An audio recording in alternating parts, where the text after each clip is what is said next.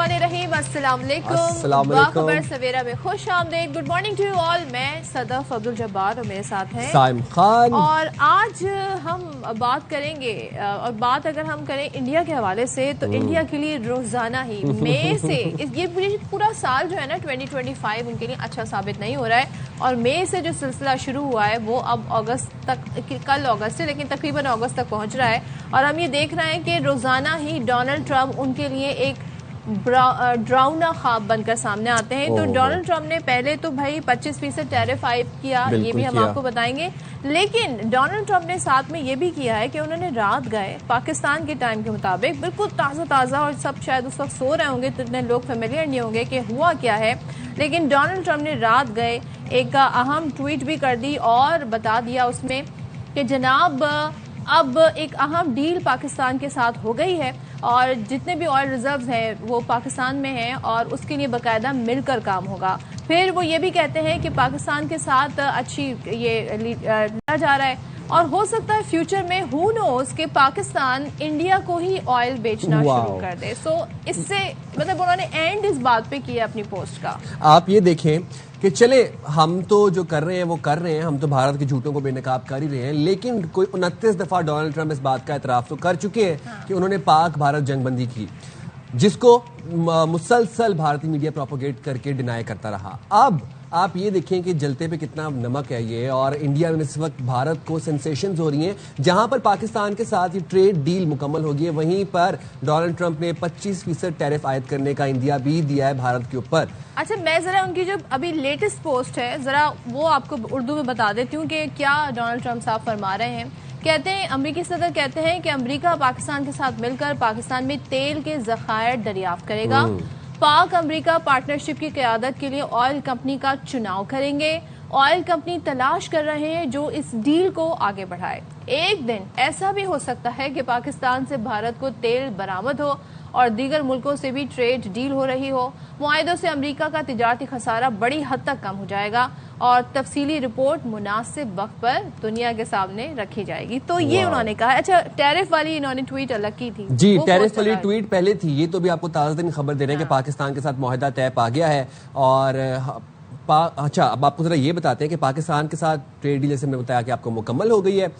وزیر خزانہ محمد اورنگزیب نے یہ ٹریڈ ڈیل سائن کی، وہ کیا کہتے ہیں اس حوالے سے ذرا آپ کو سنواتے ہیں.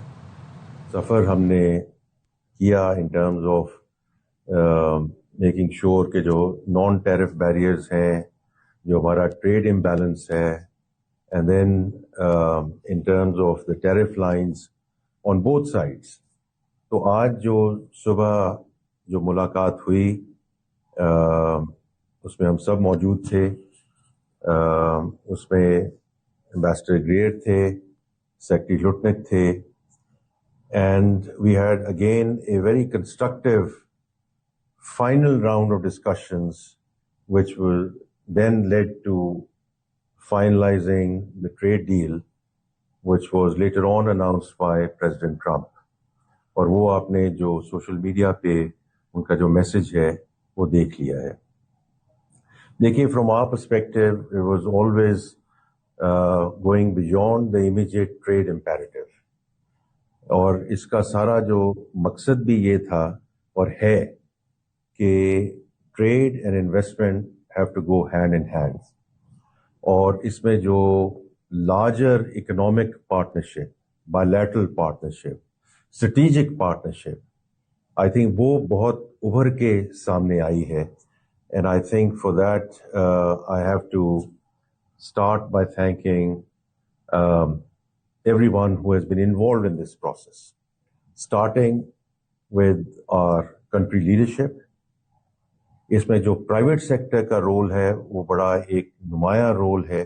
جو بھی پریزیڈنٹ ٹرمپ کا بھی جو میسج ہے کہ یہ آگے چل کے it's going to be inshallah a real win-win situation for Pakistan and United States. اور اس میں جو انویسٹمنٹ کی انہوں نے بات کی ہے، انہوں نے ایک سیکٹر کی بات کی ہے، but number of sectors. Energy سے ہم شروع کریں گے اور پھر منرلز اینڈ مائننگ ہے، سارا I T and digital infrastructure and the new economy that we are talking about. بھائی یہ تو بہت بڑی پیش رفت ہے اگر بات کی جائے، کیونکہ ظاہر ہے جب پاکستان کی معیشت کے حوالے سے جو اچھی خبریں آنا شروع ہوئی، جو ریٹنگ ایجنسیز ہیں انہوں نے پازیٹیو انڈیکیٹرز دینا شروع کیے، تو اس کے بعد ہم یہ دیکھ رہے ہیں کہ انٹرسٹ کافی بڑھا ہے. اور ڈونلڈ ٹرمپ کو ایک بات کا کریڈٹ ضرور دینا چاہیے کہ پہلے دن سے یعنی سیز فائر کے اعلان کے ساتھ ہی انہوں نے جس طریقے سے بات کی، انہوں نے کہا ٹریڈ کی طرف آئیں، دونوں ملکوں کو چاہیے کہ آپ لوگ ٹریڈ کی طرف آئیں. اور آج ہم دیکھ رہے ہیں کہ وہ جو کہی ہوئی بات ہے وہ مکمل ہونے بھی جا رہی ہے. اور یہ بڑی خبر ہے کہ وہ یہ کہتے ہیں جی پاکستان میں تیل کے ذخائر دریافت کریں گے اور ایک مناسب جو ہے اس حوالے سے کمپنی ہے اس کا تعین کیا جا رہا ہے. بھائی ہمارے ملک کی معیشت مضبوط ہوگی تو یہاں پر جاب اپرچونٹیز پیدا ہوں گی، اور جب معیشت مضبوط ہوگی تو ملک مضبوط ہوگا. اچھا، ڈونلڈ ٹرمپ نے مجھے لگتا ہے کہ یہ چیز سینس کر چکے ہیں کہ مودی سرکار کتنی بے وقوف ہے اور کتنی ان کے جھوٹ جو ہیں وہ ایک ایک کر کے ڈیبنک ہو رہے ہیں اور کتنی ان ریلائبل ہے مودی سرکار. یہ بات ڈونلڈ ٹرمپ جو ہے نا وہ سمجھ چکے ہیں. بھارت اپنی انہی جھوٹوں کی وجہ سے، سازشوں کی وجہ سے، ڈھٹائی کے باعث پوری عالمی دنیا میں ہم دیکھتے ہیں کہ تنہائی کا شکار ہو گیا. اور جو میں ٹیرف والی بات کر رہا تھا، امریکی صدر ڈونلڈ ٹرمپ نے بھارت پر ٹیرف لگانے کا اعلان کر دیا اور 1 اگست سے بھارت کو 25% ٹیرف ادا کرنا ہوگا. یعنی کہ مئی سے سلسلہ اب اگست میں بھی جا رہا ہے. اچھا، انہوں نے جو اگلی بات کی وہ بڑی انٹرسٹنگ تھی. سوشل میڈیا پر پیغام میں انہوں نے لکھا کہ بھارت کی ٹریڈ پالیسی سخت ترین اور ناپسندیدہ ہے. بھارت نے ہمیشہ روس سے اسلحہ خریدا اور روسی توانائی کا سب سے بڑا خریدار بھی ہے. یوکرین جنگ میں بھارت روس کا ساتھ دے رہا ہے. ٹرمپ یہ کہتے ہیں کہ بھارت کے غیر منصفانہ رویے پر اب میں خاموش نہیں رہ سکتا. انبیئریبل ہو گیا ہے. بھارتی اقدامات کو میں بالکل اچھا نہیں سمجھتا. سوچیں. بالکل. اور یہ انہوں نے گفتگو کی تھی جو انہوں نے ساری بات کہی ٹیرف کی اور ڈونلڈ ٹرمپ کی. اچھا، مجھے نا ان کی ٹویٹ پڑھ کے ان کے جو میسیجز ہوتے ہیں نا وہ ان کا سٹائل بہت مزے کا ہے، بڑے وکھرا قسم کا، کبھی کبھی تو بڑے دیسی مجھے لگنے لگتے ہیں، جس طرح کی بڑی سمپل انگریزی یوز کرتے ہیں جو سب کو جیسے کہ آپس میں کنورسیشن کر رہا ہو نا. جی کہتے ہیں we are very busy in the White House today working on trade deals. I have spoken to the leaders of many countries, all of whom want to make the United States extremely happy. اچھا، یار کہتے ہیں بہت سارے ملکوں سے ان کی بات ہو رہی ہے. پھر کہتے ہیں I will be meeting with South Korean trade delegation this afternoon. South Korea is right now at a 25% tariff, but they have an offer to buy down those tariffs. I will be interested in hearing what that offer is. اب سنیے، اب پاکستان کی بات ہو رہی ہے.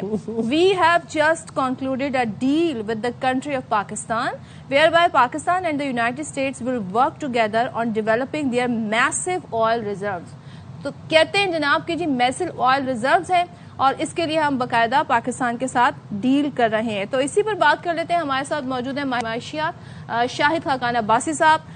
شاہد خاقان عباسی صاحب بہت شکریہ. اور ڈونلڈ ٹرمپ کی یہ پوسٹ ظاہر ہے اشارہ دے رہی ہے کہ معاملات کتنے اچھے سے آگے بڑھ رہے ہیں اور یہ ڈیل ہونے جا رہی ہے. کتنی اہم، کتنی بڑی خبر ہے پاکستان کے لیے اور پاکستان کی معیشت کے لیے. بسم اللہ الرحمن الرحیم. دیکھیے، امریکہ کے ساتھ ہمارا ایک 5-6 ارب ڈالر کا ایک ایکسپورٹ ہے اور وہاں سے $1.5 سے $2 کی امپورٹ ہے. سو یہ جو ساری بات شروع ہوئی یہ اس طرح ہوئی کہ اس ٹریڈ امبیلنس کو کم کیا جائے اور ایک broader trade agreement, broader trade جسے کہتے ہیں تعلقات جو ہیں، جس سے پاکستان بھی اپنی 5-6 ارب ڈالر کی ایکسپورٹس کو، چاہے وہ ٹیکسٹائل ہوں، چاہے وہ لیدر ہو، چاہے وہ میڈ اپس ہوں، ان پہ بڑھا سکے. اور جو امریکہ سے بھی ہم امپورٹ کر سکتے ہیں اس میں بھی نان ٹیرف بیریئرز کو اسپیشلی ان کو ایک دقت رہی ہے، اس کو کم کیا جا سکے. اور HS کوڈ میں جتنی ٹیرف لائنز ہیں اس میں جتنی مراعات دی جا سکیں.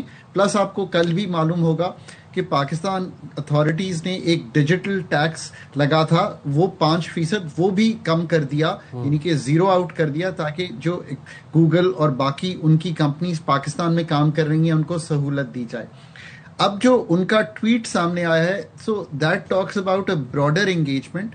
دیکھیے، بہت کم لوگ پاکستان کی مائنز اینڈ منرلز کو توجہ دیتے رہے ہیں پچھلے 20-25 سال میں. میں نے ہمیشہ کہا ہے کہ that's a good story for Pakistan to write. Blue economy جس کا ایک پارٹ ہے جہاں کے سمندروں میں ہم کہتے ہیں جیولوجیکل سرویز جو over the last few years ہوئے ہیں، کئی جگہ تو وہ یہ کہتے ہیں، میں اتنی بڑی بات کرتے ہوئے تھوڑا گھبراتا ہوں کہ پاکستان میں شاید دنیا کے 4th لارجسٹ آئل ریزروز ہیں. یہ ایکسٹریکٹ کرنا اتنا آسان نہیں ہے for Pakistan. So especially technology, know how and then billions of dollars and over the years یہ کام ہوگا. ابھی تک تو ہم نے یہ دیکھا کہ کمپنیز لائک ایگزون موبل جو کہ امریکہ میں کام کرتی ہیں وہ پاکستان آئیں, but we were not able to use that know how کہ ہم یہ چیزیں ایکسٹریکٹ کر سکیں.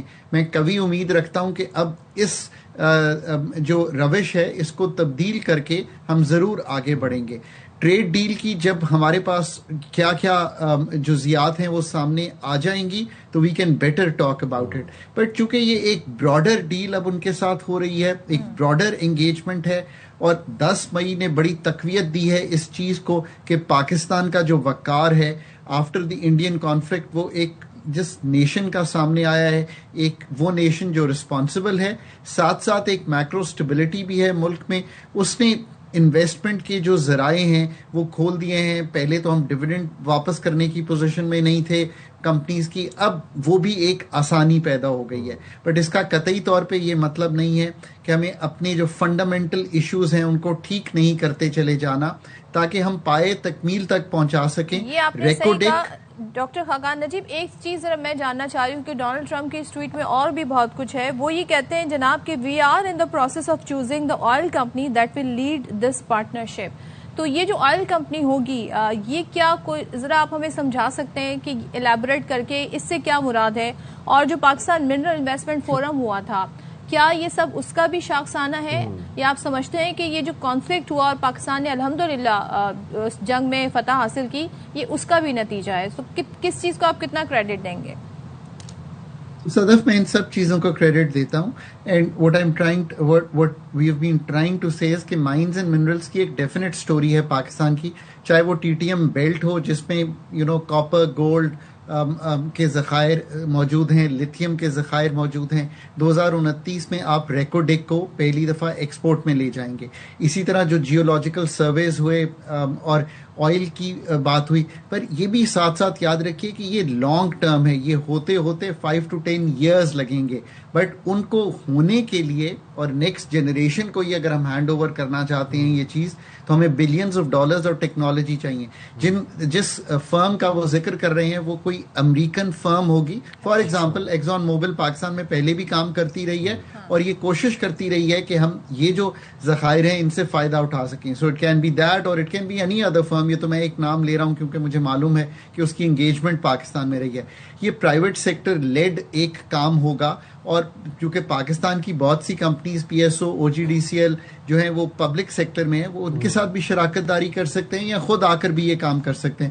جیسے آپ کو پتا ہے بیرک گولڈ جو ہے اس کا 50% ریکوڈک میں حصہ ہے, 25% فیڈرل گورنمنٹ کا through P S O and other companies, اور 25% بلوچستان گورنمنٹ کے پاس ہے. سو یہ سارا پروسیس بنے گا. بٹ میں پھر کہتا ہوں کہ یہ بہت اچھی چیز ہے, but these are medium to long term things which we must do, اس میں کوئی شک نہیں ہے, but they take a lot of time. تو ہمیں اس میں ایک کنسسٹنٹ ایفرٹ کے ساتھ لانگ ٹرم میں جو فنڈامنٹل ایشوز ہیں ان کو سالو کرتے ہوئے, جس میں ریگولیٹری بھی ہیں, جوڈیشل بھی ہیں, ہماری لا اینڈ آرڈر بھی, ہماری پولیٹیکل اسٹیبلٹی بھی, یہ سارا کچھ پلے ان کریں گی. لیکن اس میکرو جب امریکہ اتنا انٹرسٹ شو کر رہا ہے تو پھر باقی کنٹریز بھی ان کی توجہ بھی پاکستان کی طرف ہو سکتی ہے. Do you agree with this? That's a truly good question. اور میں آپ کو یہ بھی کہتا ہوں کہ ایسا نہیں ہے کہ بلوچستان میں جو مڈل ایسٹ کی کنٹریز ہیں وہ یہ نہیں چاہتی کہ وہ فردر انویسٹمنٹ کریں. آپ کو پتا ہے کہ ریکوڈک کی ایک فردر جو بات ہے of sale of part of what federal government owns has been going on with Saudi Arabia also, اور باقی بھی مڈل ایسٹرن کنٹریز کا. ابھی تو ریکوڈک کے ہم نے کچھ ہول دیے ہیں نا بیرک گولڈ کو, دیر از مور ٹو کم. اسی طرح جو جیولوجیکل سرویز نے بتایا کہ آئل کے ریزروز موجود ہیں, تو اس میں there is a large part which is beyond جو امریکہ کے ساتھ ہے. ہم باقی ممالک کے ساتھ بھی ضرور اس پہ بات کر سکتے ہیں. سو یہ جس طرح آپ اپنی میکرو اسٹیبلٹی کو کنسالیڈیٹ کریں گے اور انویسٹمنٹ کے مواقع کھولنا شروع کریں گے اور گورنمنٹ کے رول کو ریسیڈ کر کے یہ بات کریں گے کہ ہم ٹریڈ کرنا چاہتے ہیں دنیا کو, اور پاکستان کا ایگریکلچر اور مائنز اینڈ منرلز اس کا ایک کلیدی جز ہوگا. مینوفیکچرنگ اسٹیبلش کرنا پاکستان جیسے ملک کے لیے, آپ ایون انڈیا کو دیکھیں تو وہ سروس سیکٹر کی بہت ایکسپورٹ کرتے ہیں, مطلب اس لیے کیونکہ ان ممالک میں یہ کرنا قدرے آسان ہے, ہم نے بھی اپنے ملک میں کیا. یہ I think is the future of Pakistan. اس میں چاہے وہ ایکسپلوریشن ہو, ایگریکلچر پروڈکٹیوٹی بہتر ہونا ہو, ٹیکنیکل نالج لانا ہو, یہ سب کام جو ہیں کرتے ہوئے ہمیں آگے بڑھنا ہے, نئی مارکیٹس ڈھونڈنی ہے پاکستان کے لیے. وی ہیو ابھی تو یہ ٹپ آف دی آئس برگ ہے یہ ساری گفتگو, اس کو عملی جامہ پہنانا. ریکوڈک 1974 میں دریافت ہوا تھا جیولوجیکل سروے میں, 2029 میں پہلی اس سے ایکسپورٹ ہوگی. So we have lost a lot of time in doing this, but اب جس طرح کا ادراک اس چیز کا آیا ہے, آئی ریئلی ہوپ کہ ہم آنے والے 5 سے 10 سال میں ضرور اس پوزیشن میں آ جائیں گے ویئر جو ریزروز کی پوزیشن ہے, آئل ریزروز کی بات ہو رہی ہے, وہ ہم واقعی ہی یہ کہہ سکیں کہ what we have and we start moving towards it. اس کے ساتھ ساتھ گوادر پورٹ جو ہے وہ بھی آپ نے ایک ہب بنانا ہے سو دیٹ وہاں سے بھی ٹریڈ کے کوریڈور کھولیں. Trait is the only way through which, چاہے وہ مڈل ایسٹ میں ہم کریں چاہے کار کنٹریز میں کریں, جس سے پاکستان اپنی ایکسپورٹ کی جو جسے کہیں گے نا صلاحیت ہے وہ بنا سکتے. اچھا, ہم کمنگ بیک ٹو ریکوڈیک, وہاں پر تو سونے کے اور تانبے کے بڑے ذخائر ہیں, اور آپ نے خود بتایا کہ 1974 میں یہ پہلی بار دریافت ہوئے تھے اور بہت لیٹ ہو گئے. 2029 سے بھی اگر لیٹ ہو جاتے ہیں تو کتنا مزید ٹائم لگ سکتا ہے, لیکن آپ سمجھتے ہیں کہ ابھی ہماری تیاری اس حوالے سے پوری ہے, اس پوائنٹ پر یہ کام اتنا ہو گیا ہے کہ 2029 از دا فائنل ڈیٹ؟ سو ریکوڈک میں بھی دیکھیے اس کو وہاں سے مائن ہونا ہے, پھر وہاں سے ایکسپورٹ ہونے کے لیے ایک ریلوے ٹریک بچنا ہے which requires billions of dollars of investment. اگر ہم اس کو گوادر سے لے جانا چاہتے تھے پہلے, بٹ پتہ یہ چلا کہ نہیں, ابھی بھی کراچی پورٹ ٹرسٹ سے ہی لے جانا جو ہے ان دی انیشل ایئرز جو ہے وہ بہتر ہوگا.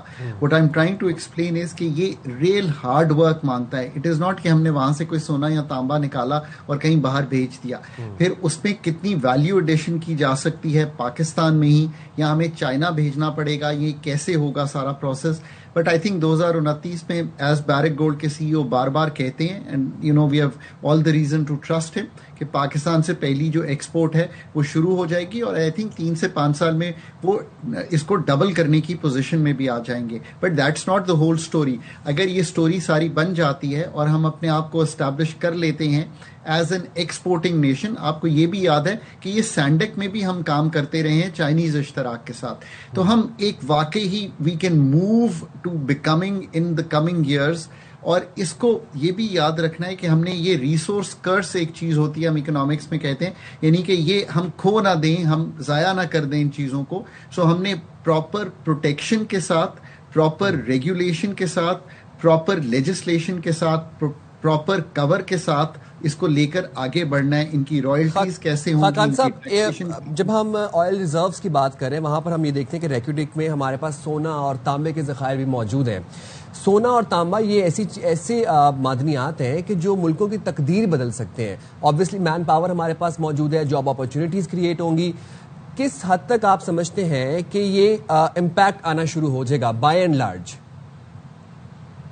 دیکھیے, بائی اینڈ لارج پہلے تو اگر آپ یہی ایز این انویسٹمنٹ ڈیسٹینیشن ہی پاکستان کو ڈٹرمن کروا لینا کہ بیرک گولڈ وہاں آ گیا, اب اگر امریکن کمپنی آنے والے سالوں میں اسٹیبلش ہو جاتا ہے کہ کام کر رہی ہے, so you kind of you engage with the world beyond loans and debts and the story of the IMF and all the balance of payments issues. So you start establishing yourself as a nation جو یہ کام کر سکتی ہے.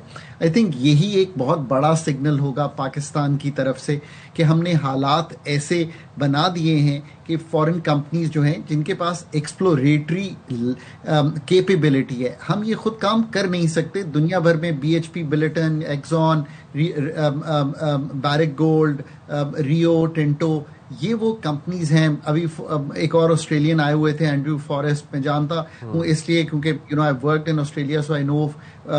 وہ ایک بہت بڑی company چلاتے ہیں, یہ وہی صلاحیت رکھتے ہیں یہ کام کرنے کی. آسٹریلیا میں بھی جو کہ بہت بڑا ایکسپورٹر ہے مائنز اینڈ منرلز کا, آسٹریلین گورنمنٹ نہیں یہ کام کرتی. یہ 3 جن کمپنیز کا میں نے نام لیا ہے, BHP, بلٹن, ریو اینڈ یہ جو اینڈریو فارسٹ کی کمپنی ہے, یہ ہے فارسکیو میٹلز اس کا نام ہے, وہ یہ کام کرتے ہیں.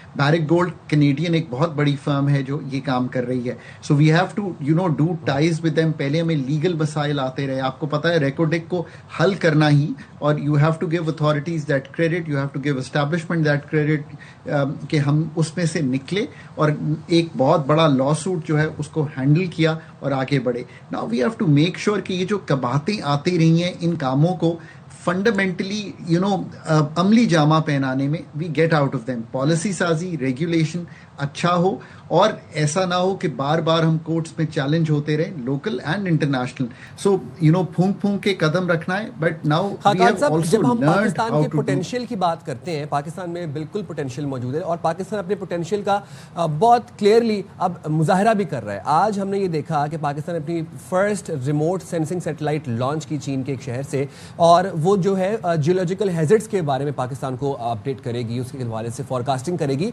लेकिन वो साथ ही साथ सी पैक में भी बड़ी मुआवन साबित होगी. ये जो पाकिस्तान अपने पोटेंशियल का मुजाहरा कर रहा है, फॉरेन इन्वेस्टर्स का एतमाद किस हद तक बढ़ेगा पाकिस्तान की मईशत में, पाकिस्तान की मार्केट में? देखिए, फॉरेन इन्वेस्टमेंट जो है ना पाकिस्तान में, उससे पहले मैं हमेशा ये बात करता हूँ क्योंकि बहुत ज़्यादा गुफ्तगू एफडीआई की हो जाती है. पाकिस्तान में ऑन द एवरेज $1.2 अरब की एफडीआई जो है वो पिछले 25, 30, 40 साल में आप देख लें तो आती रही है. That has been a consistent story of Pakistan, और ये बहुत ही कम है. ये 0.5% ऑफ जीडीपी भी नहीं है. अगर आप बाकी ममालिक में देखें, वियतनाम वगैरह में, तो वो बहुत बड़ी एफडीआई लाने में कामयाब हुए हैं. सो ये बहुत सी चीज़ें जो हैं ये चीज़ डिटर्मिन करती हैं. पहले तो यह कि आपका अपना डोमेस्टिक इन्वेस्टर एक्साइटेड हो, आपका रेगुलेटरी फ्रेमवर्क यानी कि डीरेगुलेट करना है मुल्क को, प्राइवेटाइजेशंस करें, उससे एक एतमाद बिल्ड होगा. एनर्जी के मसाइल को हल करें, फंडामेंटली ठीक करें ताकि cost of doing business competitive हो. मैक्रो स्टेबिलिटी को मेंटेन करें, ये निहायत ही ज़्यादा ज़रूरी है. ईज़ ऑफ डूइंग बिजनेस में, यानी कि जिस तरह हम चाहते हैं कि हम सारे लोगों को एक मसावी तरह से ट्रीट करें, ये जो वन विंडोज़ वगैरह होते हैं ये ठीक होते हैं, but automaticity of things happening, business opening, business का पनपना और बिजनेस का क्लोजर, इनकी ऑटोमेटिसिटी आना, ये सारी वो रिजीम्स हैं जो लानी है. फिर हमें अपनी जो कॉस्ट ऑफ मनी है उसको भी इवेंचुअली मैक्रो स्टेबिलिटी लाकर कम करना है ताकि लोग एक्साइट हों ये काम. और आखिर में ह्यूमन रिसोर्स की डेवलपमेंट जो ये सारे काम कर सके ताकि पाकिस्तानी जो हैं उनमें सलाहियत और अहलियत हो जॉइंट वेंचर्स करने की. आई थिंक इस तरह एक सिनेरियो बिल्ड करना है पाकिस्तान में अगले 3 से 5 साल. और एक और सवाल डॉक्टर खाकान नजीब, ये बताइएगा कि डोनाल्ड ट्रंप ने ये सिर्फ यही नहीं कि पाकिस्तान से डील हो रही है, उन्होंने इंडिया पर 25% टैरिफ आयद कर दिया है. अब ये बताइए कि इस सूरत हाल में पाकिस्तान कैसे फ़ायदा उठा सकता है? देखिए, पाकिस्तान की जो कम्पिटिटिवनेस है वो आई रियली होप कि अभी तो जो हमारी ट्रेड डील है, मैं उसकी जुजियात सामने आ जाएं तो हम बहुत क्लियर कर देंगे कि हम पे क्या टैरिफ इवेंचुअली आयद होता है. 10% होता है, 15% होता है. सो अगर वो इंडिया के मुकाबले में कम है तो, और इंडिया हमारा टेक्सटाइल में एक कंपेटिटर है, तो आपको एक एज मिल जाती है दुनिया में वो बेचने की. इंडिया को ऑब्वियसली अगर एक 25% टैरिफ हो तो उनका जो कंपेटिटिवनेस है वो कम होती है. स्पेशली जो स्मॉल एंड मीडियम एंटरप्राइजेज हैं उनकी कंपेटिटिवनेस पे एक असर पड़ता है. सो पाकिस्तान के लिए तो एक मौका है कि वो अपने $5-6 अरब की एक्सपोर्ट टू यूनाइटेड स्टेट्स जो हैं वो बढ़ा सके, क्योंकि आपका एक डायरेक्ट कंपेटिटर है, उस पर एक टैरिफ आयद हुआ है. बट मैं ये भी कहूँगा कि आई एम श्योर कि इंडियंस जो हैं वो कोशिश कर रहे होंगे कि बेहतर ट्रेड डील की तरफ बढ़ा जाए. आई रियली होप कि उससे पहले पाकिस्तान की ट्रेड डील की जब जुजियात हमारे सामने आएंगी और हम सदफ को दोबारा डिस्कस कर लेंगे. एंड आई रियली होप कि जो इस वक्त जिस तरह के आई थिंक पाकिस्तान का एक रिस्पॉन्सिबल नेशन का स्टेटस है और प्राइवेट सेक्टर ग्रोथ की एक ख्वाहिश है, एक्सपोर्ट लेड ग्रोथ की ख्वाहिश है, अपनी फंडामेंटल्स को ठीक करने की ख्वाहिश है, IMF के साथ इंगेजमेंट चलाने की ख्वाहिश है, ये सब बड़े अच्छे सिग्नल्स हैं जो हम दुनिया को दे रहे हैं. ठीक है. और एज अ नेशन एक्ट करना चाहते हैं. बिल्कुल, बहुत शुक्रिया डॉक्टर खाकान नजीब साहब आपने प्रोग्राम के लिए. और आप लोग ये देखें कि आज से पुरानी बात नहीं है, साल पहले तक जहां पर ये नैरेटिव डेवलप करने की कोशिश की जा रही थी कि खुदा ना खास्ता पाकिस्तान डिफॉल्ट होने जा रहा है या बैंकरप्सी की तरफ जा रहा है, आज पाकिस्तान ने ट्रेड मुआहिदा भी साइन किया अमेरिका के साथ. आज पाकिस्तान के ऑयल ज़खायर के ऊपर भी काम हो रहा है. आज मिनरल इन्वेस्टमेंट फोरम भी हो रहा है पाकिस्तान में. आज तमाम तर global rating agencies, Fitch, Moody's, S&P Pakistan की मईशत को प्लस कह रही हैं। प्लस कह रही हैं। और आप देखें ऑयल रिजर्व्स के बारे में ये सिर्फ ये नहीं कहा गया मैसिव ऑयल रिजर्व्स हैं और हु नोस के पाकिस्तान जो है इंडिया को भी ये तेल जो है बेचना शुरू कर दे। तो इंशाल्लाह होपफुली फ्यूचर इज ब्राइट। ये सारी डेवलपमेंट तो यही बताती हैं। तो यहाँ पर हम लेते हैं ब्रेक और ब्रेक के बाद वापस आते हैं।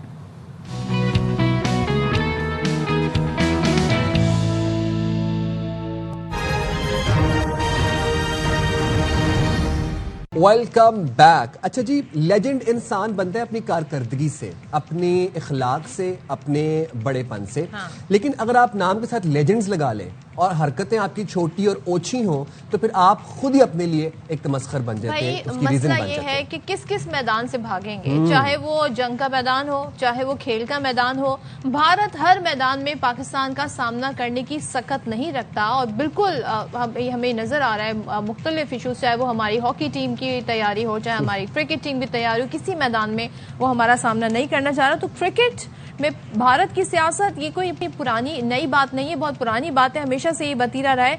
इंडिया ने मैदान में उतरने से पहले ही कहते हैं ना सरेंडर कर दिया और वर्ल्ड चैंपियनशिप ऑफ लेजेंड्स में भारत ने पाकिस्तान के खिलाफ सेमीफाइनल खेलने से इनकार भी किया और फिर ग्रीन शर्ट्स जो हैं वो फाइनल पहुंच गए। लेकिन जो आप बता रहे थे ना कि उनके खिलाड़ियों का जो रवैया है और वो बात कि भाई आपका नाम अगर बड़ा हो जाए लेकिन रवैये अगर आपके पैठी हो तो फिर जाहिर है इट शोज कि आप एज ए ह्यूमन बीइंग किस तरह के इंसान हैं। अच्छा, अब ये वर्ल्ड चैंपियनशिप ऑफ लेजेंड्स के अंदर एक तो भारत की कारकर्दगी इंतहाई नाकाम रही।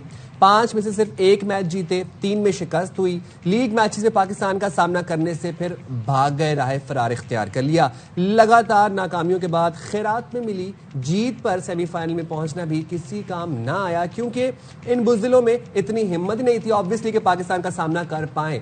और वो आपने बिल्कुल बात ठीक की कि जो क्रिकेट को पॉलिटिसाइज करते हैं, जब हॉकी को पॉलिटिसाइज करते हैं तो ये अपने आप को बताते हैं कि हमारी सिर्फ और सिर्फ जो तमाम तर सोच है वो मुस्लिम दुश्मनी पर मबनी है, जस्ट लाइक नेतन्याहू। और ये चीख कर खुद ही इन्होंने बता दिया अपने इसी रवैये, इसी हरकतों की वजह से, और आलमी दुनिया भी इस बात को जान गई है। और डोनाल्ड ट्रंप भी बड़े अच्छे से इस बात को जान गए। जैसे कि बिलावल साहब ने कहा था ना कि नेतन्याहू की सस्ती कॉपी है नरेंद्र मोदी। तो इवेंट का फाइनल, हाँ जी, इवेंट का फाइनल है वो हफ्ते को खेला जाएगा और पाकिस्तान के मुकाबले में ऑस्ट्रेलिया, जनूबी अफ्रीका में से कोई एक टीम होगी जो सामना करेगी। अच्छा जी, अब हम आ जाते हैं कि ये जो खौफजदा हैं पाकिस्तानी लेजेंड से, तो भारत की कौमी टीम इंग्लैंड की पिचेस खेलते हुए उस पर खेलते हुए डर रही है और बदतमीजी के लिए काफी मशहूर है। वैसे गौतम गंभीर की हम बात करें, वो क्रिकेट टीम के हेड कोच भी हैं।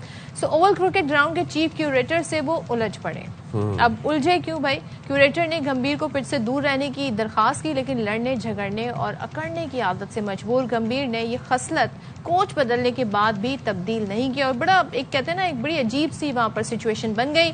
अब कहते हैं जी कि हमें मत समझाओ कि हमें क्या करना है।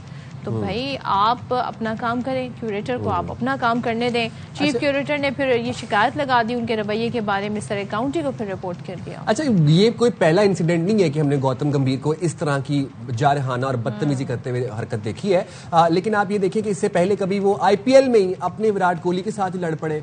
उससे पहले हमने ये भी देखा जिस तरीके से कामरान अकमल साहब के साथ तमाम तर मामला हुआ, शाहिद अफरीदी के साथ भिड़े। भारतीय खिलाड़ी पाकिस्तान से मैच खेलना चाहते थे मगर अपनी हुकूमत की वजह से उन्हें बाइकॉट करना पड़ा।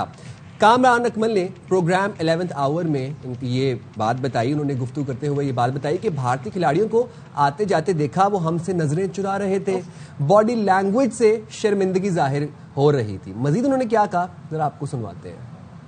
उसको चलने देना चाहिए। टूर्नामेंट खराब करने वाली बात है। कोई प्रॉब्लम थी आप पहले कमेटी को बता देते। बच्चों वाली हरकत मैं बोलूंगा ये, इंडिया के प्लेयर्स खेलना चाह रहे थे, गवर्नमेंट की वजह से कुछ ऐसी हरकतें कर रहे हैं। प्लेयर्स की फैमिलीज जो भी है उन्होंने रहना होता है इंडिया में, करना पड़ता है मजबूरन। इंटरेक्शन हुई, आमने सामने हम गुजर रहे हैं तो मुझे फील हो रहा था कि एम्बेरसमेंट उनको हो रही है, बॉडी लैंग्वेज से पता चल जाता है। इस सब के बाद ये लग रहा है कि एशिया कप में भी कोई ऐसी शरारत कोशिश तो की जा रही है। ब्रॉडकास्टर उनके हैं, जो टाइटल स्पॉन्सर हैं वो उनके हैं, तो कितना नुकसान होगा। हमें कुछ नहीं है, हम पहले भी नहीं खेलते थे, कोई इशू नहीं। क्रिकेट चल रही है, उनकी अपनी चल रही है, हमारी अपनी चल रही है। तो वही आपने सुन लिया कि क्या भारतीय रवैये हैं। इस वक्त बात करेंगे, शाहिद हाशमी हमारे साथ हैं। शाहिद साहब, thank you so much, good morning to you. Bharat का जो रवैया है शाहिद साहब, मतलब इसको क्या मतलब समझ नहीं आ रहा है। ऐसा लग रहा है जैसे गली मोहल्ले के जो बच्चे हैं वो नाराज हो गए اور وہ کہہ رہے ہیں جی میں نہیں کھیل رہا اور یہ بال جو ہے میری تھی تم نے کیوں لے لی ہے, میں نہیں کھیل رہا, وہ ناراض ہو کے بیٹھ گئے. یہ رویہ, وہ بھی سیمی فائنل میں آ کے منع کر دینا, منع کرنا تھا تو آپ پہلے کر دیتے. تو مجھے یہ بتائیے گا, یہ لیجنڈز ہیں, ان سے سیکھنا ہے جو ابھی ینگسٹر بھارت میں آنے, جب یہ رویے دکھائیں گے تو پھر اور کتنے انتہا پسند بھارت تیار کرے گا. بالکل ایسا ہی ہے, سیاست ہے, نفرت ہے, تعصب ہے, پاکستان کا نام آتے ہی ان کو اس قدر آگ لگ جاتی ہے کہ جیسے بس اب ہم نے کچھ بھی نہیں کرنا, بس ہم نے نفرت ہی کرنی ہے, تعصب ہی کرنا ہے. جب پچھلے سال پہلا ایڈیشن ہوا world champion ship of legends کا, بڑا سکسیسفل تھا, بڑا اچھا کراؤڈ آیا, انگلینڈ میں بڑی کمیونٹی ہے دونوں ملکوں کی, ورلڈ وائڈ بھی اس کو بڑی کوریج ملی, اور پلیئروں نے کہا کہ نہیں اس کا اگلا ایڈیشن اور مستقل ہر سال اس کا ایڈیشن ہونا چاہیے. اگلا ایڈیشن بھی طے ہو گیا. جب آپ نے اگلے ایڈیشن پہ سائن کر لیا, آپ نے کہا ہم آئیں گے, ہم 2 میچ پاکستان کے خلاف کھیلیں گے. جو بھی ٹورنامنٹ ہوتا ہے اس میں آرگنائزر یہی کوشش کرتے ہیں کہ 2 میچ ہوں پاکستان انڈیا کے, تاکہ زیادہ سے زیادہ ریونیو جنریٹ ہو. جب آپ نے سائن کر لیا, پھر 22 اپریل ہوا, پہلگام میں ایک فالس فلیگ آپریشن ہوا, سارا اس کا ملبہ پاکستان کے اوپر ڈال دیا. پاکستان نے پیشکش بھی کی کہ آپ غیر جانبدارانہ تحقیقات کرا لیں, ہمارا اس میں کوئی ہاتھ نہیں ہے, آپ اس کو اپنے طور پر ایڈریس کریں, انٹرنیشنل سالسی کر لیں, لیکن نہیں مانے. پھر 7 مئی کو انہوں نے اٹیک کیا, 10 مئی کو اس کا منہ توڑ جواب ملا, ہار گئے, سب کچھ ہوا. تو ان لیجنڈ سے ان کے شائقین, ان کا کرکٹ بورڈ, ان کی حکومت پوچھے کہ جب 22 اپریل ہو گیا, 7 مئی ہو گیا, 10 مئی ہو گیا, تو آپ انگلینڈ میں کیوں لینڈ کریں, انگلینڈ میں کیوں گئے؟ آپ کو پتا تھا کہ آپ پاکستان سے 2 میچ کھیلنے جا رہے ہیں.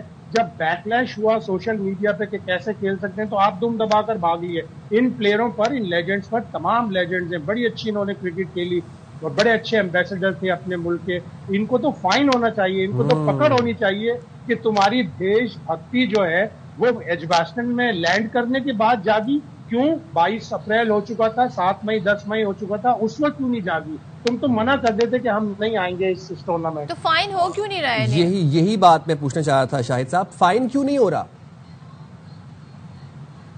شاہد صاحب سے رابطہ کرنے کی کوشش کی جا رہی ہے. تو شاہد صاحب نے ویسے بہرحال یہ بڑی اچھی بات کی کہ فائن ان پہ ہونا چاہیے. مینجمنٹ جو ہے اس کو یہ سوچنا چاہیے کہ یہ جو کیونکہ دیکھیں جب پاکستان انڈیا چاہے وہ کسی بھی میدان میں ٹکراتے ہیں, شائقین کرکٹ جو ہیں یا جو سپورٹس لور ہیں, ان کا جو شوق ہے, جو کہتے ہیں نا, ان کا جو ایک تجسس ہے وہ کافی بڑھ جاتا ہے, اور بڑا انتظار کیا جاتا ہے کہ دونوں ٹیمیں آمنے سامنے آئیں. یہ بڑے بڑے نام ہیں, دونوں ٹیموں میں بڑے بڑے نام ہیں, تو ان کو دیکھنے کے لیے لوگ آتے ہیں, تو ان کو مایوس لوٹانا. لیکن آئی انڈرسٹینڈ کہ یہ پریشر کافی زیادہ بلڈ ہوا, اور اب تو سوشل میڈیا پہ جس طرح سے ایک دم سے لوگ اپنی رائے کا اظہار کر دیتے ہیں, تو اس وجہ سے بھی کافی پریشرائز ہو گئے. تو یہ جو بھارت کا ہندوتوا پر مبنی انتہا پسند رویہ ہے, یہ نہ صرف ان کی مودی سرکار کی سیاست میں ہے بلکہ کرکٹ کے میدان تک بھی پہنچ چکا ہے. اور جہاں پر ہم یہ دیکھتے ہیں کہ ان کا گودی میڈیا بھی سپانسرڈ ہے اور پپٹ ہے, مس انفارمیشن ٹول ہے مودی سرکار کا. اب ہمیں یہ لگ رہا ہے کہ آئی سی سی بھی شاید مودی سرکار کا ٹول ہے. شاہد صاحب بتائیے گا, تو آپ فائن کی بات کر رہے تھے, تو پھر ان پہ فائن لگ کیوں نہیں رہا ہے اس رویے پر؟ ان کے شائقین جو سوشل میڈیا پہ پاکستان کے خلاف زہر اگل رہے ہیں, وہ ان پلیئروں سے پوچھیں کہ بھائی جب پہلگام واقعہ فالس فلیگ آپریشن ہو گیا, جب اٹیک ہو گیا, جب منہ توڑ جواب ہو گیا, پھر آپ انگلینڈ کیوں گئے؟ آپ کو تو انگلینڈ جانے سے ہی منع کر دینا چاہیے تھا. اس لیے کہ اپیئرنس منی لینی تھی, اس لیے کہ وہاں جا کے ہوٹلوں میں رہنا, کھانا پینا, پاکستانی ریسٹورینٹ میں گھومنا پھرنا تھا. ان پلیئروں کے اوپر فائن ہونا چاہیے. یہ شائقین کو پوچھنا چاہیے ان سے کہ آپ نے ان سب واقعات کے باوجود انگلینڈ آپ گئے کیوں؟ آپ تو انگلینڈ جانے سے پہلے ہی منع کر دیتے. آپ یا تو وہاں سے کہہ کے نکلتے کہ ہم جا تو رہے ٹورنامنٹ میں, لیکن ہم پاکستان سے نہیں کھیلیں گے. ایسا تو کچھ بھی نہیں کہا. شاہد بھائی, یہ بڑی بھارت نے چھوٹی اور جو گھٹیا حرکت کی ہے چیمپئنز لیجنڈ چیمپئن شپ سے راہ فرار اختیار کر کے, اس سے شائقین کرکٹ کا دل تو بہت دکھا ہے, لیکن ان کے اوپر جرمانہ بھی عائد ہونا چاہیے. بٹ اب آگے ایشیا کپ بھی آ رہا ہے, اور یہ حرکت دیکھنے کے بعد ہم یہ اخذ کر سکتے ہیں کہ آبویسلی مودی سرکار سے تو کچھ بھی ایکسپیکٹ کیا جا سکتا ہے, لیکن کہ کرکٹ ڈپارٹمنٹ سے بھی کچھ بھی ایکسپیکٹ کیا جا سکتا ہے. کوئی چھوٹی سے چھوٹی حرکت ایکسپیکٹ کی جا سکتی ہے. اگر ہم یہ دیکھتے ہیں کہ وہاں پر انہوں نے راہ فرار اختیار کرنے کی کوشش کی, جیسے کہ ان کی پارلیمنٹ میں اور میڈیا میں بہت شور مچایا ہوا ہے کہ پاکستان کے ساتھ کیوں کھیل رہے ہیں آپ ایشیا کپ, پھر کیا ہو سکتا ہے؟ دیکھیں, انڈیا سے آپ کوئی بھی چیز ایکسپیکٹ کر سکتے ہیں, کوئی بھی منفی چیز بالکل کر سکتے ہیں. اب ایشیا کپ کا جو براڈ کاسٹر ہے وہ ان کا براڈ کاسٹر ہے بھارت کا. اور ان کو پاکستان کو ٹیلی ویژن رائٹ ایشیا کپ کے دینے کے لیے انہوں نے ایک دم سے $14 ملین کی فیس رکھ دی، جبکہ یہ $4 سے $5 ملین کی فیس ہونی چاہیے۔ $14 ملین کیوں رکھ دی؟ اس لیے رکھ دی کہ پاکستان خرید نہ سکے، پاکستان میں یہ میچز دکھائے نہ جا سکیں کوئی بھی ٹیلی ویژن چینل، تو یہ بھی ایڈریس کرنا پڑے گا پاکستان کرکٹ بورڈ کو، پاکستان کے ٹیلی ویژن چینلز کو، تو وہ اپنی رنگ میں آئیں گے۔ لیکن جس طرح سر ڈونلڈ ٹرمپ نے کہہ دیا کہ پاکستان میں جلد ہی تیل نکلنے والا ہے، انشاءاللہ 2027 میں جب ہم بھارت کو تیل بیچیں گے اور تیل ہم سے بھارت مانگے گا تو پھر ہم پوچھیں گے کہ تیل دیکھو، تیل کی دھار دیکھو، اور اس وقت سے ڈرے جب اس کو پاکستان سے تیل لینا پڑے اور پاکستان کے آگے آنا پڑے کہ نہیں ہمیں بھی تیل دے دو۔ تو ایسی نفرت نہ پھیلائیں، محبت سے بات کریں۔ آپ اپنا پڑوسی نہیں بدل سکتے، ہم بھی اپنا پڑوسی نہیں بدل سکتے، لیکن اگر نفرت کی سیاست رکھیں گے تو پھر ایسی بھگتنی پڑے گی کہ عمر بھر جائے۔ ویری ویل سیڈ شاہد صاحب، لیکن یہ ہے کہ اس وقت وہ منہ چھپاتے پھر رہے ہیں، مسئلہ یہ ہے۔ تھینک یو سو مچ شاہد صاحب۔ اور ظاہر ہے بھارت وہ خفت مٹانے کی کوشش کر رہا ہے جو مئی میں منہ کی کھانی پڑی، بنیادی مرصوص مارکہ حق میں جو شکست ہوئی ہے بھارت کو، اس کے بعد بھارت کے پاس کوئی اب ایسا فورم نہیں بچا، چاہے وہ کوئی بھی میدان ہو، بھارت جہاں دیکھتا ہے پاکستان وہ وہاں سے بھاگنا شروع کر دیتا ہے کیونکہ وہ سامنا نہیں کر سکتے۔ اور میں انتظار کر رہی ہوں ایشیا کپ میں جب آمنا سامنا ہو، اور میری خواہش ہے کہ ایسا ہو، تو پھر دیکھتے ہیں جی میدان کیسا سجے گا، اور پھر جہاں شائقین کرکٹ ہیں اسپیشلی جو پاکستانی فینز ہیں، ظاہر ہے ان کا جوش بھی دیدنی ہوگا، پاکستانی کھلاڑی بھی یقیناً اس جوش سے بالکل کھیلیں گے۔ چالو ہیں ہمیں، وہ جہاں پر ہمارا نام سنتے ہیں وہاں پر ان کو آگ لگ جاتی ہے، کیونکہ پاکستان الحمدللہ ہر شعبے میں ترقی پایا جا رہا ہے، الحمدللہ ٹریڈ ڈیل سائن ہو رہی ہیں، معیشت آگے بڑھ رہی ہے، تو کیوں نہ وہ ہم سے جیلس ہوں، کیوں نہ وہ ہم سے راہ فرار اختیار کریں، کیوں نہ وہ ہم سے ڈریں۔ آپ کو ایک اور اپڈیٹ یہاں پر دیتے ہیں کہ تجارتی معاہدے کے لیے صدر ٹرمپ کا شکریہ ادا کرتا ہوں، ایسا کہنا تھا وزیر اعظم شہباز شریف کا۔ گزشتہ رات واشنگٹن میں دونوں ممالک میں تجارتی معاہدہ کامیابی سے طے پایا۔ انہوں نے کہا کہ تاریخی تجارتی معاہدے کو حتمی شکل دینے میں امریکی صدر نے قائدانہ کردار ادا کیا۔ تاریخی معاہدہ دونوں ممالک کے درمیان تعاون مزید بڑھائے گا، ایسا کہنا تھا وزیر اعظم شہباز شریف کا۔ تو آپ کو بتا رہے ہیں وزیر اعظم شہباز شریف نے کہا کہ تجارتی معاہدے کے لیے صدر ٹرمپ کا شکریہ ادا کرتا ہوں۔ گزشتہ رات واشنگٹن میں دونوں ممالک میں تجارتی معاہدہ کامیابی سے طے پایا۔ تاریخی تجارتی معاہدے کو حتمی شکل دینے میں امریکی صدر نے قائدانہ کردار ادا کیا۔ تاریخی معاہدہ دونوں ممالک کے درمیان تعاون مزید بڑھائے گا۔ لیکن جہاں پر ہم دیکھتے ہیں کہ پاکستان میں زرعی شعبے میں ترقی ہو رہی ہے اور جدید ٹیکنیکس کا استعمال کیا جا رہا ہے، پاکستان میں کچھ برسوں سے ایک ایشو آ رہا تھا، کپاس کی پیداوار بہت متاثر ہو رہی تھی۔ اس سے یہ ہو رہا تھا کہ پیداوار 15 ملین گانٹوں سے کم ہو کر صرف اور صرف 5 ملین تک رہ گئی تھیں۔ اب اقدامات کیا کیے گئے وہ بڑے امپورٹنٹ ہیں۔ ایسی صورتحال سے نمٹنے کے لیے پاکستان زرعی ماہر جاوید سلیم قریشی نے ایک ایسا انقلابی بیج تیار کیا ہے جو گرمی سے بچنے کی صلاحیت رکھتا ہے۔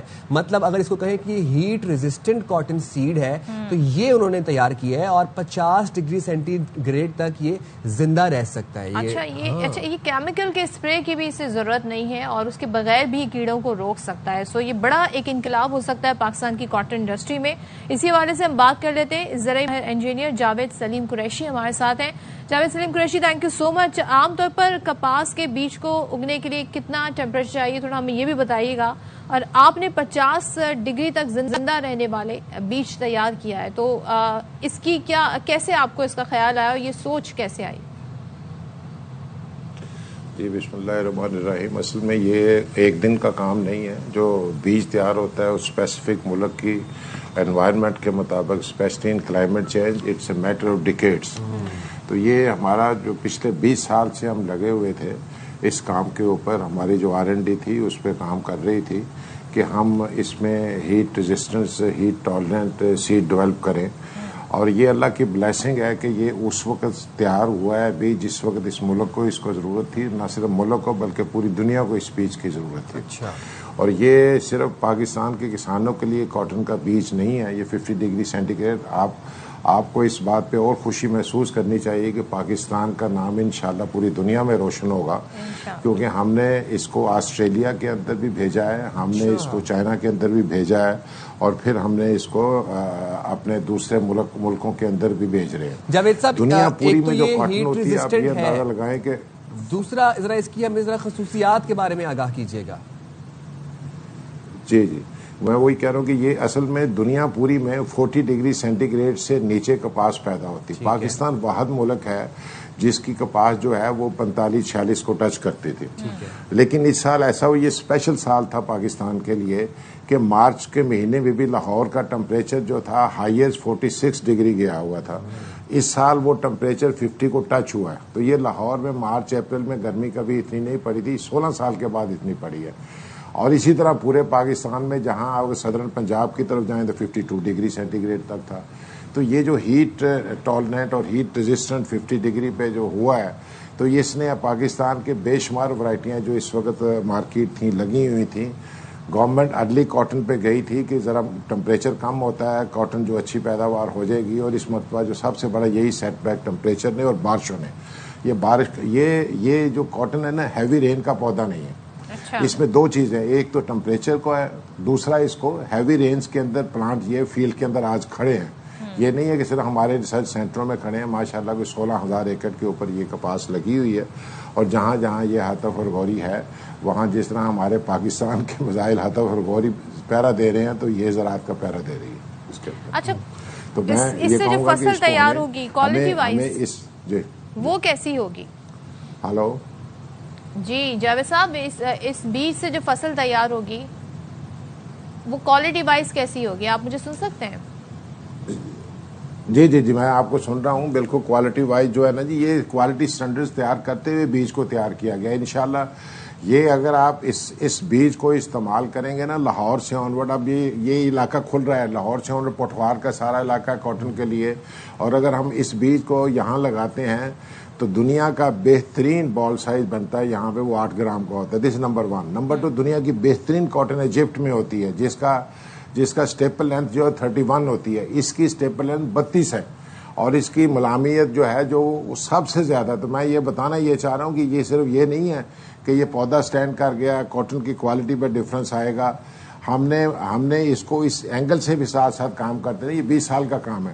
تو اس کے اندر انشاءاللہ جو پاکستان کی کاٹن یہ اس طرف پوٹھار کے علاقے میں یہ بیج جا کے لگے گا. اسی طریقے سے اگر ہم اس کو صدرن پنجاب کی طرف لے جائیں گے, سندھ میں لے جائیں گے, تو وہاں بھی ہمیں ریکوائرمنٹس 27 ہے اس وقت جو گورنمنٹ کی, کہ اسٹیپل لینتھ منیمم اتنی ہونی چاہیے. تو یہ انشاءاللہ 30 کو 30+ کی اسٹیپل لینتھ ہے. تو یہ کوالٹی کے حساب سے بہت بالکل بجا فرمایا. بہت شکریہ جاوید صاحب, آپ ہمیں آپ کر رہے تھے. تمام تر سیڈ کے حوالے سے ہیٹ ریزسٹنٹ سیڈ ہے, بغیر سپرے کے یہ اتنی طاقت رکھتا ہے کہ کیڑوں سے فائٹ کر سکتا ہے. اور یہ تقریباً 10 سے 15 سال تک کا پروسیس ہے جس میں کاٹن کی ہمیں ایک اعلیٰ پیداوار وہ ملے. چلیں جی, یہاں پر ہم بریک لیتے ہیں, بریک کے بعد واپس آتے ہیں.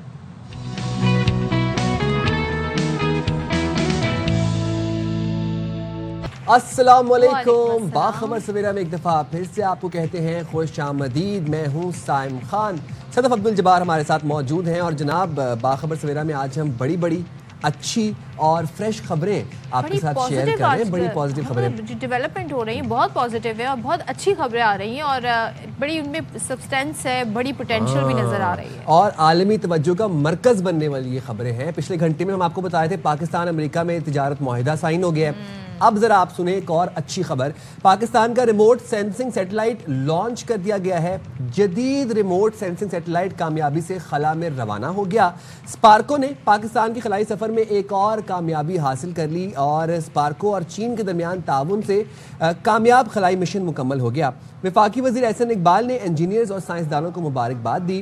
اچھا, اب آپ ذرا یہ سنیں کہ یہ سیٹلائٹ کرے گا کیا.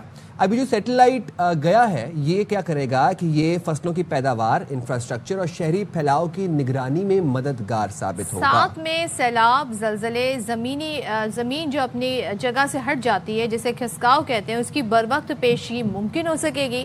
اور سیٹلائٹ سے گلیشیئرز کے پگھلاؤ اور جنگلات کی کٹائی پر بھی نظر رکھی جا سکے گی. سو ماحولیاتی نگرانی جو کہ اس وقت بہت امپورٹنٹ ہے, جس وجہ سے کہتے ہیں نا اس وقت بہت سارے ایشوز بھی ہو رہے ہیں, بر وقت اس کی جو ہے وہ نشاندہی کر سکے گا. تو ذرا وہ منظر دیکھتے ہیں جب اسے لانچ کیا گیا.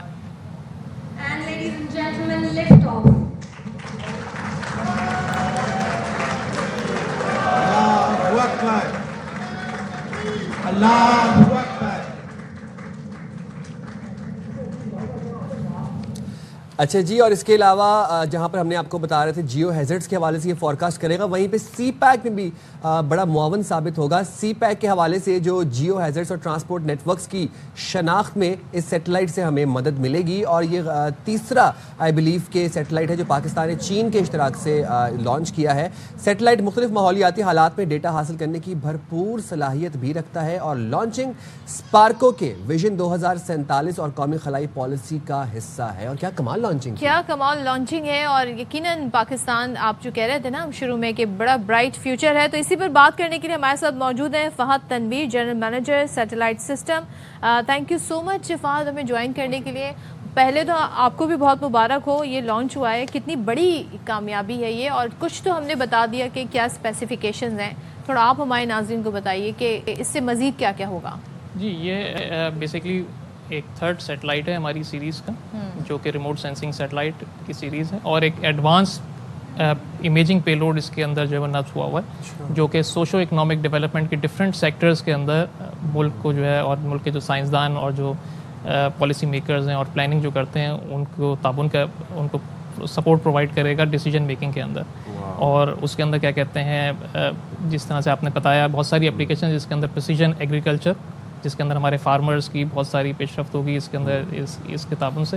اس کے علاوہ انوائرمنٹل مانیٹرنگ, اور اس کے علاوہ کیا کہتے ہیں انفراسٹرکچر مانیٹرنگ, اور اسی طرح سے ڈیزاسٹر مینجمنٹ کے اندر جو ہے نا یہ سپورٹ پرووائڈ کرے گا. اچھا ذرا یہ بتائیے گا فہد صاحب, اس سال ہم نے دیکھا ہے کہ جس طریقے سے کلائمیٹ چینج نے تباہ کاریاں مچائی ہیں پاکستان کے اندر, بڑے دلخراش مناظر بھی دیکھے, افسوسناک خبریں تھیں, لوگ اس میں لوگوں کی کافی جاں بحق بھی ہوئے لوگ. یہ بتائیے گا کہ خاص طور پر اس سیکٹر میں موسمیاتی تبدیلیوں سے کوپ کرنے کے حوالے سے یہ سیٹلائٹ کس طرح مدد پرووائڈ کرے گی؟ جی, یہ میں نے آپ کو بتایا, یہ ایک اور اضافہ ہے ہماری فلیٹ آف سیٹلائٹس کے اندر. تو جتنا جس طریقے سے سیٹلائٹس کی تعداد بڑھتی ہے اور ٹیکنالوجی بڑھتی ہے, اسی طرح سے آپ کا رسپانس ٹائم جو ہے نا وہ بھی بڑھ جاتا ہے. تو ہمارے پاس جیسے ہی کوئی نیوز ڈیزاسٹر کی آتی ہے یا کوئی پلاننگ کی فوراً آتی ہے, تو ہمارا جو رسپانس ٹائم ہے اس کو ایڈریس کرنے کا اس سیٹلائٹ کی وجہ سے وہ مزید بہتر ہو جائے گا. اور جیسے کہ اس سے پہلے 2 سیٹلائٹ ہیں, تو یہ ان سے اس کس طرح مختلف ہے؟ یہ زیادہ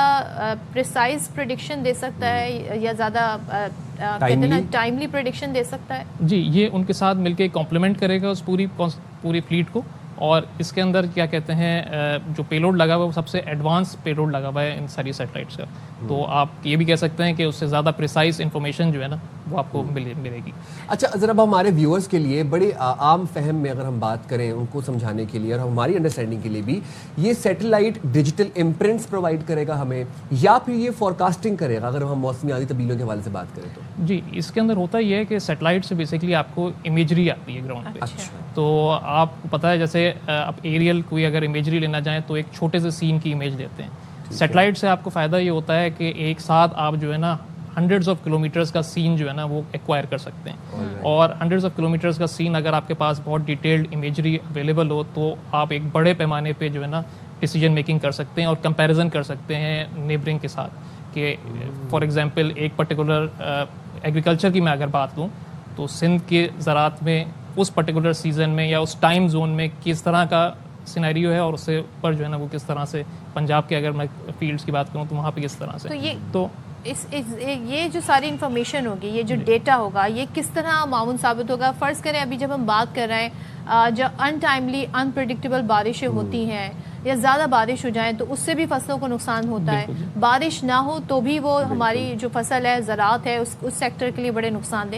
تو اس کے لیے کیسے معاون ثابت ہو؟ جی, اس کے اندر یہ ہے کہ ہمارے جتنے سائنٹسٹ ہیں وہ بیسیکلی ڈفرینٹ اپلیکیشنز پہ کام کرتے ہیں ڈفرینٹ منسٹریز کے ساتھ.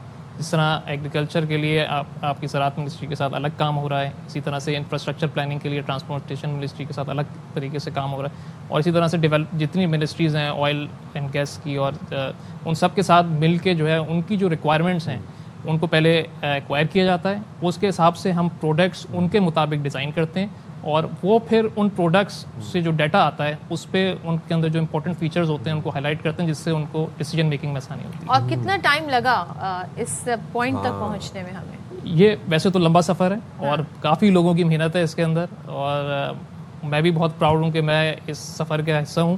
اور یہ ہے کہ اب اگر میں بتاؤں تو ایک ڈیکیڈ لانگ ایک جرنی ہے جس میں سائنٹسٹ نے اور سارے جتنے سائنٹسٹ اور انجینئرز ہیں سپارکو کے, انہوں نے جو ہے نا اپنا پورا جسے کہتے ہیں ایفرٹ اور سیکریفائسز ایک طرح سے جو ہے نا وہ ہمیں ذرا سا وہ مومنٹ بھی بتایا نا جب اس کی لانچنگ ہو رہی تھی, کیونکہ وہ ایک بڑا کہتے ہیں نا ایک ڈفرینٹ آپ کی فیلنگ اس وقت ہوگی. جی بالکل, لانچ جو ہے سب سے امپورٹنٹ مائلسٹون ہوتا ہے بیسیکلی, کیونکہ لانچ کے اندر ہی سب سے زیادہ فیلیئرز جو ہے نا سیٹلائٹ پروگرام کے ہوتے ہیں. تو جب تک آپ لانچ کر کے آربٹ میں پہنچ کے سولر پینلز اپنے ڈپلوائے نہیں کر لیتے تو کسی بھی سیٹلائٹ کی آپ سکسیس گارنٹی نہیں کر سکتے. کتنا ٹائم لگا ہوگا اس سے لانچنگ سے؟ یہ تقریباً اس پرٹیکولر سیٹلائٹ کے لیے 18 منٹس لانچ کا ٹائم تھا, یعنی کہ لانچ کی ڈیوریشن تھی پوری, کہ جو اس کا جو لو ارتھ آربٹ کے اندر اسے بھیجنا تھا, تو 18 منٹس کے اندر جو ہے نا وہ لانچ وہیکل نے اسے لو ارتھ آربٹ کے اندر, اور 18 منٹس کے اندر کچھ بھی ہو سکتا ہے. جی بالکل, سب سے زیادہ آپ نے جیسے اور بھی نیوز دیکھی ہوگی, سب سے زیادہ جو حادثات ہوتے ہیں سیٹلائٹ لانچز میں بیسیکلی لانچ وہیکل کی وجہ سے ہوتے ہیں, کیونکہ لانچ وہیکل وہ کیری نہیں کر سکا. ایلن مسک کی بھی کافی وہ فیل جی جی جی جی جی جی بالکل اسی طرح. خیر مارس پہ بھی جانے کی کوشش کریں, ہاں بھی کچھ اور ہے. اچھا فہد صاحب, جس طریقے سے پاکستان ایرو اسپیس کے اندر ترقی حاصل کر رہا ہے ماشاءاللہ, بڑی اچھی ڈیولپمنٹ کی خبریں آتی ہیں. ابھی یہ ایک اور سیٹلائٹ ہم نے بھیجا اسپیس میں چین کے اشتراک سے. یہ جو ٹیکنالوجی میں ڈیولپمنٹ آ رہی ہے, جو R&D میں ڈیولپمنٹ آ رہی ہے, پروگریس آ رہی ہے, عالمی سطح پر انٹرنیشنل برادری کے سامنے کتنی بڑی اچیومنٹ ہے یہ پاکستان کے لیے, اور ان کا کانفیڈنس کتنا بڑھتا ہے پاکستان میں؟ ہاں جی بالکل, آپ کا صحیح کوشچن ہے. دو کہ پاکستان کا جو ہے پروگرام کافی پہلے سے سٹارٹ ہوا تھا اسپیس کا, لیکن کچھ ریزنس کی وجہ سے اس طرح سے جو ہے وہ پش نہیں مل سکا. تو لیکن میں نے جیسے کو بتایا, جو لاسٹ ڈیکیڈ کے اندر ہم نے جتنی کوششیں ہمارے سائنٹسٹ انجینئرز نے کی, اور اسی طرح سے ہمیں جو حکومتوں کا تعاون جو فراہم ہوا ہے اس ادارے کو, تو اس کی وجہ سے ایک مائل سٹون اچیومنٹس ہیں بیسیکلی. ابھی آپ نے سنا ہوگا جنوری 2025 میں ہم نے ایک اور سیٹلائٹ لانچ کی تھی, EO1, اس کے بعد یہ سیکنڈ سیٹلائٹ. تو آپ یہ سمجھ سکتے ہیں کہ کتنی تیزی سے سپارکو اور نیشن جو ہے نا وہ ترقی کر رہا ہے. ہر 4-5 مہینے بعد آپ لوگ سیٹلائٹ چھوڑ رہے ہیں. واٹ از نیکسٹ, اب کیا گولز ہیں مزید؟ There are many goals. ہمارا جو ہے وہ ایک نیشنل اسپیس پالیسی ہے, اور ایک ویژن 2047 جو ہے وہ ہمارا جو ہے وہ اپرووڈ ہے, اور اس کے تحت بہت ساری سیٹلائٹس پائپ لائن کے اندر ہیں, اور انشاءاللہ ہم قوم کو جو ہے وہ گڈ نیوز جلد دیں گے دوبارہ. زبردست, بہت کام ہے. Thank you so much Fahad ہمارے ساتھ. کنگریچولیشنز ٹو یو, اور پاکستانیوں آپ لوگوں کو بھی بہت بہت مبارک ہو. یہ آپ لوگوں کے لیے بھی اچیومنٹ ہے, اور آپ لوگ بڑے حقدار ہیں مبارکباد کے اس پوری تمام تر ڈیولپمنٹ. دیکھیں جتنا ہم لیٹسٹ ٹیکنالوجی کے ساتھ آگے بڑھیں گے اتنا ہی ہم دنیا بھر سے کمپیٹ بھی کر سکیں گے, اور ٹائملی کمپیٹ کر سکیں گے, کیونکہ اب تمام تر جتنے بھی دنیا آگے بڑھ رہی ہے وہ انہی ٹیکنالوجیز کا فائدہ اٹھا کر اور جدید طریقے اپنا کر آگے بڑھ رہی ہے. بالکل ایسے ہی ہے, اور اب تو ہم یہ بھی دیکھ رہے ہیں کہ ہمارے جو نوجوان ہیں وہ ایرو اسپیس میں بڑا انٹرسٹ لے رہے ہیں جناب. یہ بڑی اچھی بات ہے. اچھا جی چلیں کچھ آپ کو بتا دیتے ہیں کہ سیاست میں کیا ہو رہا ہے, کیونکہ پچھلے دنوں ہوئے تھے KP سینٹ کے الیکشن. اب سینٹ میں ثانیہ نشتر کی نشست خالی ہوئی تھی, آج اس پر جی ووٹنگ ہو رہی ہے, اور ضمنی الیکشن کے لیے پولنگ کا وقت 9 بجے شروع ہوا, اور پشاور میں الیکشن عملہ پولنگ اسٹیشن میں موجود بھی ہے. یہ تمام تر ہمارے سامنے صورتحال ہے. نواب شیر ہمارے نمائندے ساتھ ہیں, ان سے جان لیتے ہیں. نواب شیر بتائیے گا کتنی دیر یہ پولنگ کا عمل جاری رہے گا؟ غالباً 4 بجے تک. جی بالکل, آج خیبر پختونخوا میں سینٹ کی جو ایک خالی نشست ہے اس پر پولنگ جو ہے وہ آج ہوگی.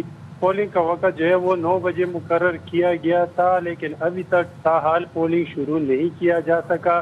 اراکین صوبائی اسمبلی کا قیامت کا سلسلہ جو ہے وہ جاری ہے, اور 5 امیدوار جو ہے وہ اس وقت میدان میں ہے, جن میں مسلم لیگ نون کی صوبیہ شاہد, جبکہ جمعیت علماء اسلام کی جو ہے وہ شادیہ شامل ہے, جبکہ 3 آزاد اراکین بھی اس میں شامل ہے خواتین کی, جن میں مشعل اعظم اور 2 دیگر ہے. مشعل اعظم کو جو ہے وہ حکومتی حمایت حاصل ہے, جبکہ مسلم لیگ نون کی جو خاتون امیدوار ہے ان کو پیپلز پارٹی کی جو ہے حمایت حاصل ہے, اور ابھی تک جو ہے وہ پولنگ کا عمل شروع نہیں ہے. نواب شیر آپ یہ بتا رہے ہیں کہ ابھی تک پولنگ کا عمل شروع نہیں ہوا ہے؟ اچھا, نواب شیر سے ہم رابطہ کریں گے دوبارہ, ان سے جانیں گے کہ الیکشن کا عملہ موجود ہے, تمام تر تیاریاں مکمل ہے, اور یہ ایک نشست ہے جس پر آج ضمنی الیکشن ہونا ہے. اور امیدوار کے حوالے سے بھی وہ بتا رہے تھے کہ مسلم لیگ نون سے اور حکومتی نامزد امیدوار بھی یہاں پر موجود ہیں, ساتھ ہی دیگر آزاد امیدوار بھی موجود ہیں. لیکن یہ جو پولنگ کا سلسلہ ہے آیا شروع ہوا ہے کہ نہیں, کیونکہ ٹائم اس کا 9 بجے کا دیا گیا تھا, اور 4 بجے تک بلا تعطل یہ پولنگ کا عمل جاری رہنا تھا. سو اسی حوالے سے نواب شیر سے ہم مزید بھی सूरत-हाल जानेंगे। और जो लास्ट हमने देखा था सेनेट में जो केपी के इलेक्शन हुए थे, केपी की नशिस्तों के लिए सेनेट के इलेक्शन हुए थे, उसमें भी हमने देखा था कि बड़े स्मूथली तमाम तर मामला आगे बढ़ गया था। सो जैसे जैसे इस हवाले से अपडेट आएंगी आपको इन अपडेट से हम आगाह करते रहेंगे।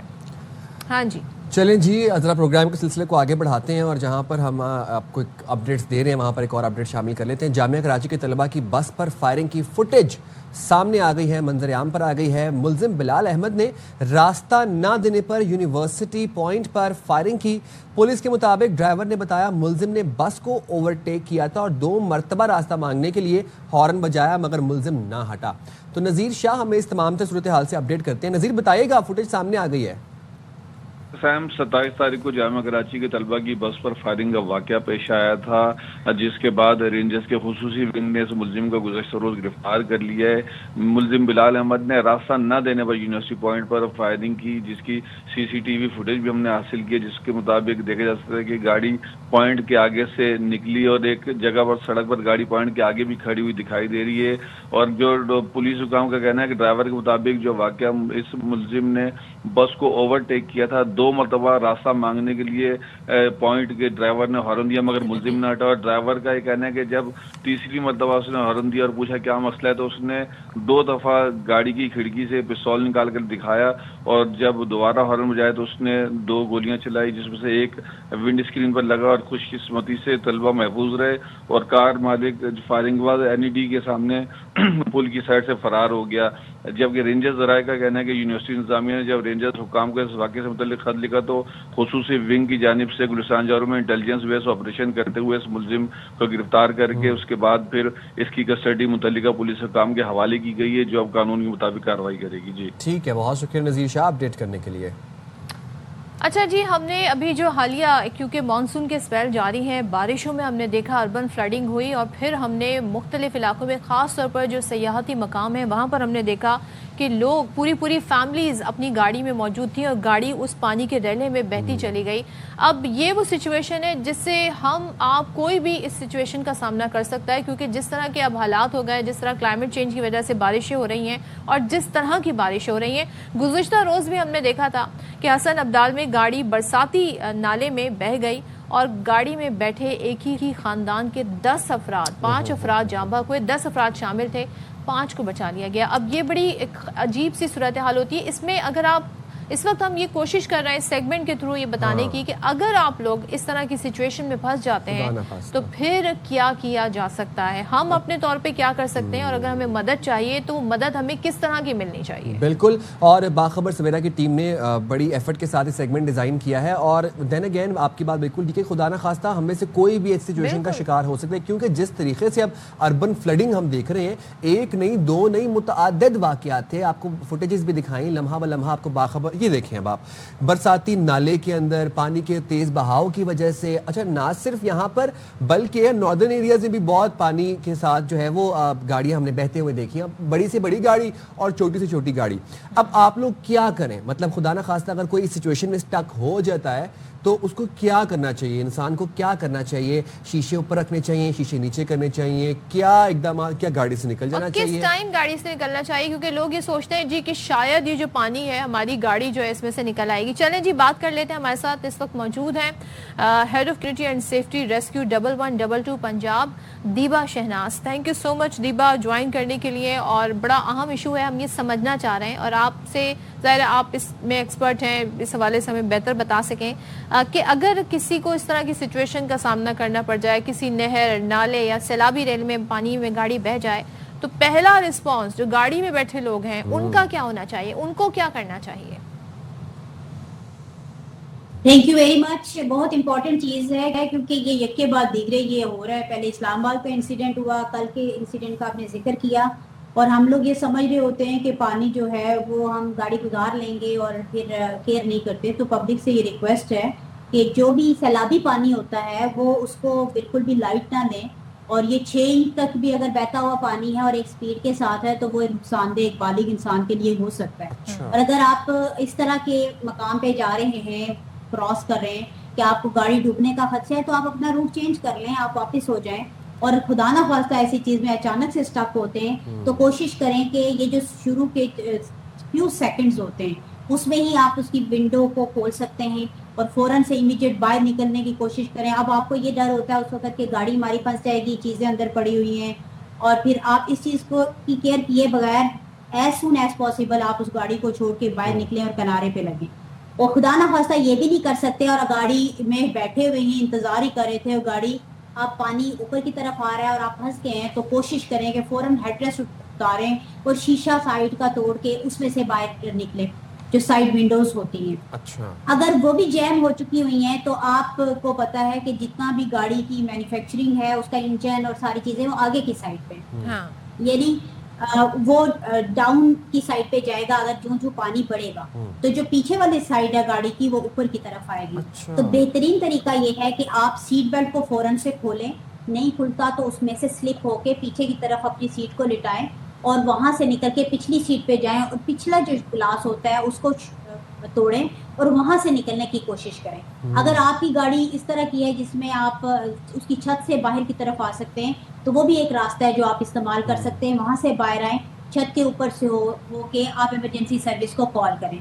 तो सबसे prevention is better than cure. I would suggest कि जितनी भी हमारे कम्युनिटी मेंबरान्स हैं, खास तौर पे ये जो वाकयात हो रहे हैं, उनको ये चाहिए कि वो जिस वक्त अपने सफर के लिए कोई इस तरह का करें तो पहली बात है केयर करें कि वो ऐसी जगहों पे ना जाए। दीपा, बड़ी आपने अहम इन्फॉर्मेशन हमारे साथ शेयर की है। हम चाहते हैं जरा एक दफा फिर से आप ये इन्फॉर्मेशन शेयर करें, दोनों सिचुएशन से बता दें। अगर आपकी गाड़ी स्टेशनड है और आप सामने से देख रहे हैं सैलाबी रेला आ रहा है, तब क्या करना चाहिए? और अगर खुदा ना खास्ता आप गाड़ी पानी में बह रही है और गिर गई है पानी के अंदर, फिर क्या करना चाहिए? जरा रिपीट कर दें एक दफा। जी, मैं दोबारा से ये बताऊंगी कि अगर सैलाबी रेला आ रहा है, इसको अपना रूट चेंज करें, एज सुन एज पॉसिबल आप सेफ एरिया की तरफ मूव करें और निकल जाएं। ठीक है। अगर आपकी गाड़ी स्टक हो गई है तो एक फार्मूला अगर आप याद रख लें तो ज्यादा फिर आसान हो जाएगा, सारी बातें कवर हो जाएंगी। SWOC मतलब सीट बेल्ट आपने पहनी हुई है और समटाइम वो जब पानी ज्यादा आएगा भर जाएगी और आप स्टक हो जाएंगे, गाड़ी के अंदर इलेक्ट्रिक्यूशन शॉर्ट सर्किट होने का खतरा होगा, तो आप फौरन से सीट बेल्ट को खोलें और उसके बाद विंडोज को खोलें या तोड़ें। अगर शुरू के 30 सेकंड से हैं तो आप विंडोज भी खोल सकते हैं और उसमें से भी निकल सकते हैं, और अगर ज्यादा टाइम हो चुका हुआ है वो फिर जो पानी है उसके प्रेशर से दरवाजे नहीं खुलेंगे, उसके ना विंडोज आप तोड़ सकेंगे। विंडोज को फिर तोड़ना पड़ेगा। तोड़ने का तरीका ये होता है कि अगर आप मुक्के मारेंगे या कोई चीज सामने से लगाएंगे तो ये शीशा थोड़ा सा सख्त होता है, आप नहीं तोड़ सकेंगे। आप हेडरेस्ट को उतारें, उसके पीछे जो लोहे की होती है, स्टील की, वो हार्डरेस्ट से कहते हैं, उससे आप उसके कॉर्नर पे करके उस शीशा ड्रैग होगा, नीचे उतरेगा, टूटेगा और आप उसमें से निकलें। और दूसरी बात यह है, विंडो तोड़ने के बाद आप आउट हो, बाहर निकलें। और याद रखें कि बच्चों को उधर ना छोड़ें, बच्चों को साथ लेके निकलें। और इस तरह से SWOC और हर गाड़ी के अंदर जो एक आसान टूल मार्केट में भी अवेलेबल होता है, ग्लास ब्रेकर का, ये अगर रख लें तो बहुत बेहतरी होगी, ताकि आप ऐसी सिचुएशन में जब आपको सामना हो तो आप बेहतरीन तरीके से अगर ना हो तो दीपा हम जो सीट बेल्ट का जो बकल होता है, क्योंकि वो भी लोहे का बना होता है, उसको भी यूज कर सकते हैं। उसको यूज कर सकते हैं लेकिन वो इतना इफेक्टिव नहीं होता, क्योंकि आप अगर शीशे की उसको समझने की कोशिश करें तो सबसे जो बेहतरीन इसमें नोकदार चीज आपको मिलेगी वो आपको हेडरेस्ट वाला मिलेगी। वो आप उतारें और उसकी उससे आप शीशे के साइड से आप सेंटर से प्ले करेंगे तो एजेस लगेंगे आपको। तो कोशिश करें किसी कॉर्नर से जिस वक्त आप करेंगे तो बाकी शीशा स्लिप होके तो आप इजीली आप उसको तोड़ सकते हैं। दीपा बड़ी अहम इन्फॉर्मेशन आप हमारे साथ शेयर करिए। एक और चीज बताएं, अमूमन शहरियों ने सीट बेल्ट लगाई होती है, सीट बेल्ट से निकलने का क्या तरीका है अगर आप इस तरह की हंगामी सिचुएशन में है? तो सीट बेल्ट तो फौरन खोल लें, जिस वक्त ऐसी सिचुएशन नजर आए तो आप सीट बेल्ट खोल लें। और उसके बाद अगर सीट बेल्ट में फंस जाएं, समटाइम वो बिल्कुल स्टक हो जाता है बटन, तो उसमें से अपनी गाड़ी को साइड के उससे करके उसका जो बैक होती है उसको पीछे की तरफ करें, स्लिप होके उससे निकले, क्योंकि आपने वैसे भी पीछे की तरफ से आप विंडोज ओपन करके निकलना है या पिछले शीशे से निकलना है, तो बेहतर ये होगा क्योंकि इंजन वाली साइड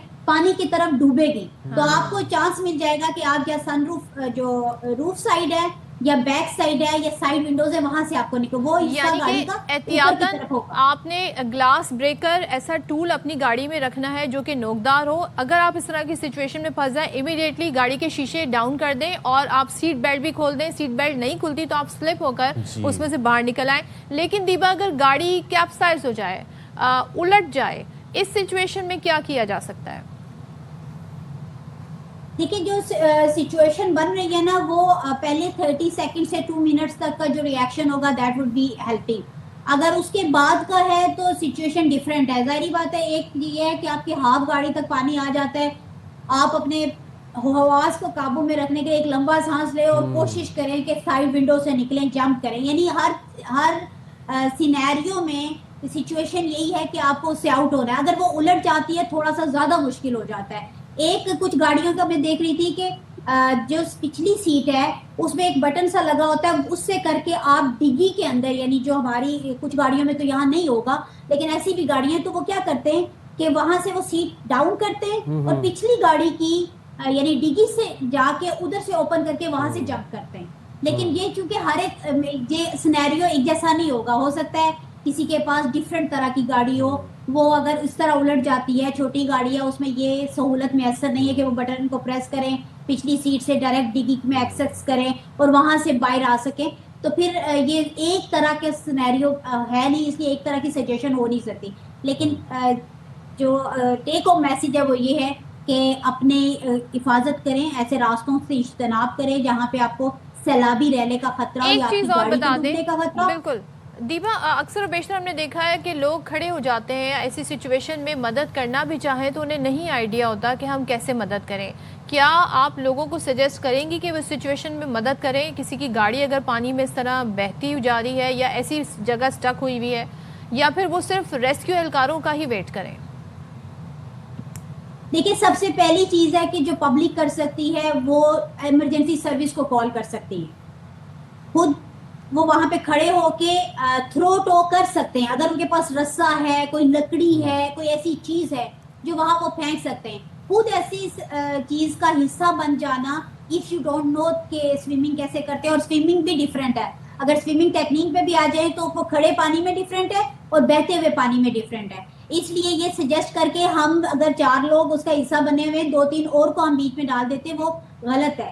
ہاں اگر آپ کو بہت اچھی سوئمنگ ڈائیونگ آتی ہے اور آپ کو بہتے پانی کے ساتھ آتی ہے تو وہ ہیلپ کے لیے جا سکتے ہیں. لیکن وہ بھی کیا کریں گے کہ جو بندہ پانی کے اندر ہوتا ہے وہ پینک ہوتا ہے, وہ جو تیراک ہوتا ہے اس کو بھی کھینچ کے پانی میں ڈبو دیتا ہے. یہ بہت سے واقعات اس طرح کے ہوتے ہیں. تو اس لیے اگر آپ کے پاس رسا ہے, آپ کے پاس ٹائر ہے جس کے ساتھ رسے کے ساتھ باندھ کے آپ پھینک سکتے ہیں, تو پھر مختلف ٹیکنیکس ہیں کہ آپ یوز کر سکتے ہیں. تو اگر تو وہ پکنک پوائنٹ ہے تو ظاہری بات ہے ہم کوشش کرتے ہیں, پنجاب پورے میں ہماری جو ٹیمز ہیں وہ پہلے سے مختلف جگہوں پہ بھی ہوتی ہیں. ڈیمز کے ایریے میں ڈیمز کے جو مینجمنٹ ہوتی ہے انہوں نے بھی لوگ رکھے ہوتے ہیں مختلف جگہوں پہ جو کہ ایسی بوٹس اور کچھ چیزیں اویلیبل کر سکیں. لیکن بعض دفعہ ایسی جگہوں پہ بھی ہم سٹک ہو جاتے ہیں جیسے نالاز وغیرہ ہیں, وہ روٹین میں تو غلطی کی وجہ سے ہوتا ہے نا, کہ یعنی آپ کا ٹائر سلپ ہوا یا آپ نے پانی کی وجہ سے اندازہ نہ لگا سکے کہ اس طرف گاڑی کو موڑنا ہے اور وہ جا کے نالا میں گاڑی چلی گئی, اور اس کے بعد وہاں پہ بہت تیز فلو ہے پانی کا, تو آپ کیسے کیا کرنا ہے. تو لائف جیکٹ اگر آپ کے پاس ہے, آپ کے پاس کوئی ٹائر ٹیوب وغیرہ اس طرح کا رسا ہے, تو پھر آپ فوراً سے ایکشن لے سکتے ہیں. ادروائز آپ ایمرجنسی سروس کو کال کریں اور ان کی مدد کریں. بہت شکریہ دیبا شہناز صاحبہ, بڑے اچھے سے آپ نے بریک ڈاؤن کیا, ہائی لائٹ تمام تر احتیاطی تدابیر. سب سے پہلے آپ نے سیٹ بیلٹ کھولنی ہے, اگر سیٹ بیلٹ نہیں کھولتی اپنی چیئر پیچھے کرنی ہے آپ نے, اور سیٹ بیلٹ میں سے سلپ کرنا ہے. ونڈوز نیچے کرنے کی کوشش کرنی ہے, ونڈوز نیچے نہیں ہوتی, ہیڈ ریسٹ نکالنا ہے, ونڈوز توڑ دینی ہے. مقصد آپ کو ہونا چاہیے کہ آپ نے گاڑی سے آؤٹ ہونا ہے, گاڑی میں بیٹھے نہیں رہنا, اور سب سے پہلے بچوں کو بھی نکالنا ہے, بچوں کو ساتھ لے کے نکلنا ہے. اور گاڑی میں بند کر کے بیٹھنا آپ کو پانی سے بچائے گا نہیں, بلکہ آپ کی گاڑی جیم ہو جائے گی. نہ پانی کی وجہ سے آپ کی گاڑی کا دروازہ بھی نہیں کھلے گا پریشر سے, اور ونڈو بھی ڈاؤن نہیں ہوگی, اور آپ اسی میں بیٹھے رہ جائیں گے. تو اپنا اس چیز میں خیال رکھنا ضروری ہے, اور اپنی گاڑی میں ایسے ٹول ضرور رکھیں. ہو سکتا ہے اب اس طرح کی سچویشن ہے, لائف جیکٹس بھی رکھ لیں تو اس میں کوئی حرج نہیں ہے. آپ ٹائر بھی رکھ لیں, رسی بھی رکھ لیں, اور گلاس بریکر جو ٹول ہیں وہ بھی اپنی گاڑی میں ضرور رکھیں. ہم جائیں گے چھوٹی سی بریک پہ, حاضر ہوں گے بریک کے بعد مزید خبریں لیے.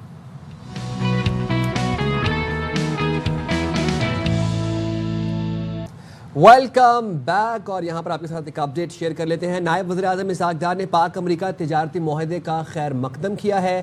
کہتے ہیں الحمدللہ پاکستان اور امریکہ کا تجارتی معاہدہ طے ہو گیا ہے. آپ کو بتا رہے ہیں نائب وزیر اعظم اور وزیر خارجہ اسحاق ڈار نے پاک امریکہ تجارتی معاہدے کا خیر مقدم کیا ہے, اور وہ یہ کہتے ہیں کہ الحمدللہ پاکستان اور امریکہ کا تجارتی معاہدہ طے ہو گیا.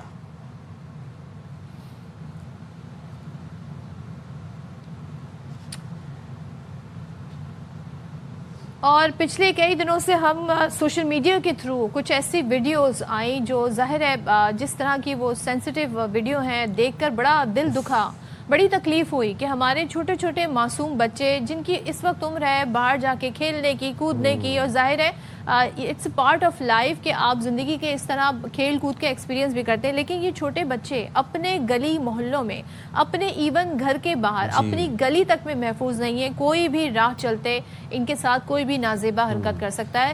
یہ تو کہتے ہیں نا thanks to the C C T V camera کہ یہ فوٹیجز ہمیں مل گئی اور اس فوٹیجز کی مدد سے یہ لوگ ٹریس بھی ہو گئے. تو پچھلے دنوں خاص طور پہ ہم نے دیکھا ملتان میں یہ واقعہ پیش آیا، پھر قصور میں یہ واقعہ پیش آیا. بالخصوص ان دونوں واقعات میں ہمیں بچیاں اس میں نظر آئی جن کے ساتھ یہ نازیبا افسوسناک حرکت کی گئی. کوئٹہ کمرانی روڈ سے بھی ہمیں ابھی جو لیٹسٹ خبر ہے، اچھا اچانک سے یہ واقعات بڑھ نہیں رہے، یہ واقعات معاشرے میں ہو رہے ہیں. اب کیا ہو رہا ہے، یہ رپورٹ ہونا شروع ہو گئے ہیں. جب لوگ دیکھتے ہیں کہ اس واقعے کے پیچھے جو ملزم تھا اس کو سزا ہوئی ہے تو پھر لوگ بتاتے ہیں. اور اس کے علاوہ ہم نے پھر وہ دیکھا کہ مدرسے میں جو بچہ فرحان تھا وہ جس طریقے سے استاد کے سو کالڈ استاد کے تشدد سے وہ جابا کو وہ مر گیا، وہ بچہ اتنا اس پر تشدد کیا گیا اور اس کے پیچھے بھی اس کا جنسی استحصال جو ہے وہ کیا جا رہا تھا جو کہ رپورٹ ہوا ہے. ان واقعات کا سیکوینس چیک کریں. پہلے ہم آپ کو خبر دیتے ہیں ملتان سے، اس کے بعد پھر قصور سے خبریں آتی ہیں، پھر سوات خواجہ خیلہ مدرسے سے خبریں آتی ہیں. کوئٹہ میں کمرانی روڈ سے 2 بچیوں کی بوری بند لاش ملنے کا انکشاف ہوا ہے. یہ ایک نئی خبر ہے اور جہاں بہت دونوں بچیوں کی پوسٹ مارٹم رپورٹ سامنے آ گئی ہے. پوسٹ مارٹم رپورٹ کے مطابق دونوں بچیوں کی موت دم گھٹنے کی وجہ سے ہوئی اور ان کی عمر 3 سال تھی، ایک کی عمر 7 سال تھی. اسپتال انتظامیہ نے یہ بتایا کہ دونوں بچیوں کی لاشیں بوری میں بند ملی. ایک بچی کے منہ میں چوسنی بھی تھی. یار مطلب اس سے زیادہ دل خراش، اس سے زیادہ افسوسناک بات میں کیا کر سکتا کتنا چھوٹی بچی تھی وہ. آپ یہ اندازہ لگا لیں تو یہ بچے پھول جیسے ہمارے معاشرے میں یہ محفوظ کیوں نہیں ہے. اور اتنی پبلک اویئرنیس کے بعد جو زینب والا واقعہ ہوا تھا اس کے بعد اس شخص کی گرفتاری بھی ہوئی اور اس کو سزا بھی ہوئی، اس کے بعد بھی یہ ڈیٹرنس کیوں قائم نہیں ہو پا رہا اور ہم اپنے بچیوں کو کیسے محفوظ کر سکتے ہیں اور انہیں کانفیڈنس بھی کیسے دیں کہ وہ آ کر بتا سکیں کہ ان کے اوپر کیا بیت رہی ہے. تو اسی پر بات کر لیتے ہیں. ہمارے ساتھ اس وقت اسٹوڈیوز میں موجود ہیں ماہر نفسیات محمد ادریس. تھینک یو سو مچ ادریس ہمیں جوائن کرنے کے لیے. بڑے افسوسناک واقعات ہیں. ایک ایلیمنٹ تو وہ ہے جو ہم تشدد اور اس کے بعد جس طریقے سے ان بچوں کے ساتھ زیادتی اور پھر موت، لیکن یہ والا جو ایلیمنٹ ہے کہ ان کو راہ چلتے بچوں کو اس طرح کی حرکت کی اور پھر وہ آگے بڑھ گئے گھر کے باہر، ان کو کوئی خوف ہی نہیں، کوئی ڈر ہی نہیں. یہ کیا مائنڈ سیٹ ہے؟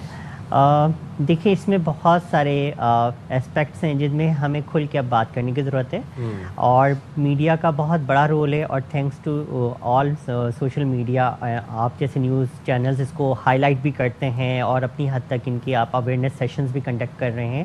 جب تک ہماری سوسائٹی میں پراپر اویئرنیس نہیں ہوگی، ان کے لیگل رائٹس ان کو نہیں معلوم ہوں گے، تب تک ایسے سینیریو ہوتے رہیں گے.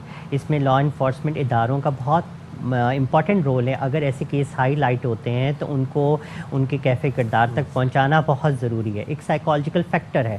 اگر ایسے کیسز ہوتے رہیں گے، ہائی لائٹ ہوتے رہیں گے، لیکن جب وہ ہمارے جوڈیشل سسٹم میں جائیں گے اور وہ ان کو کوئی پروف نہیں ملیں گے اور وہ باعزت بری ہو جائیں گے یا ہمارے لا انفورسمنٹ ادارے کوئی ان پہ اسٹک ایکشن نہیں رہیں گے، وہ کیفے کردار تک نہیں پہنچیں گے، تو ایسے سینیریو ہوتے رہیں گے.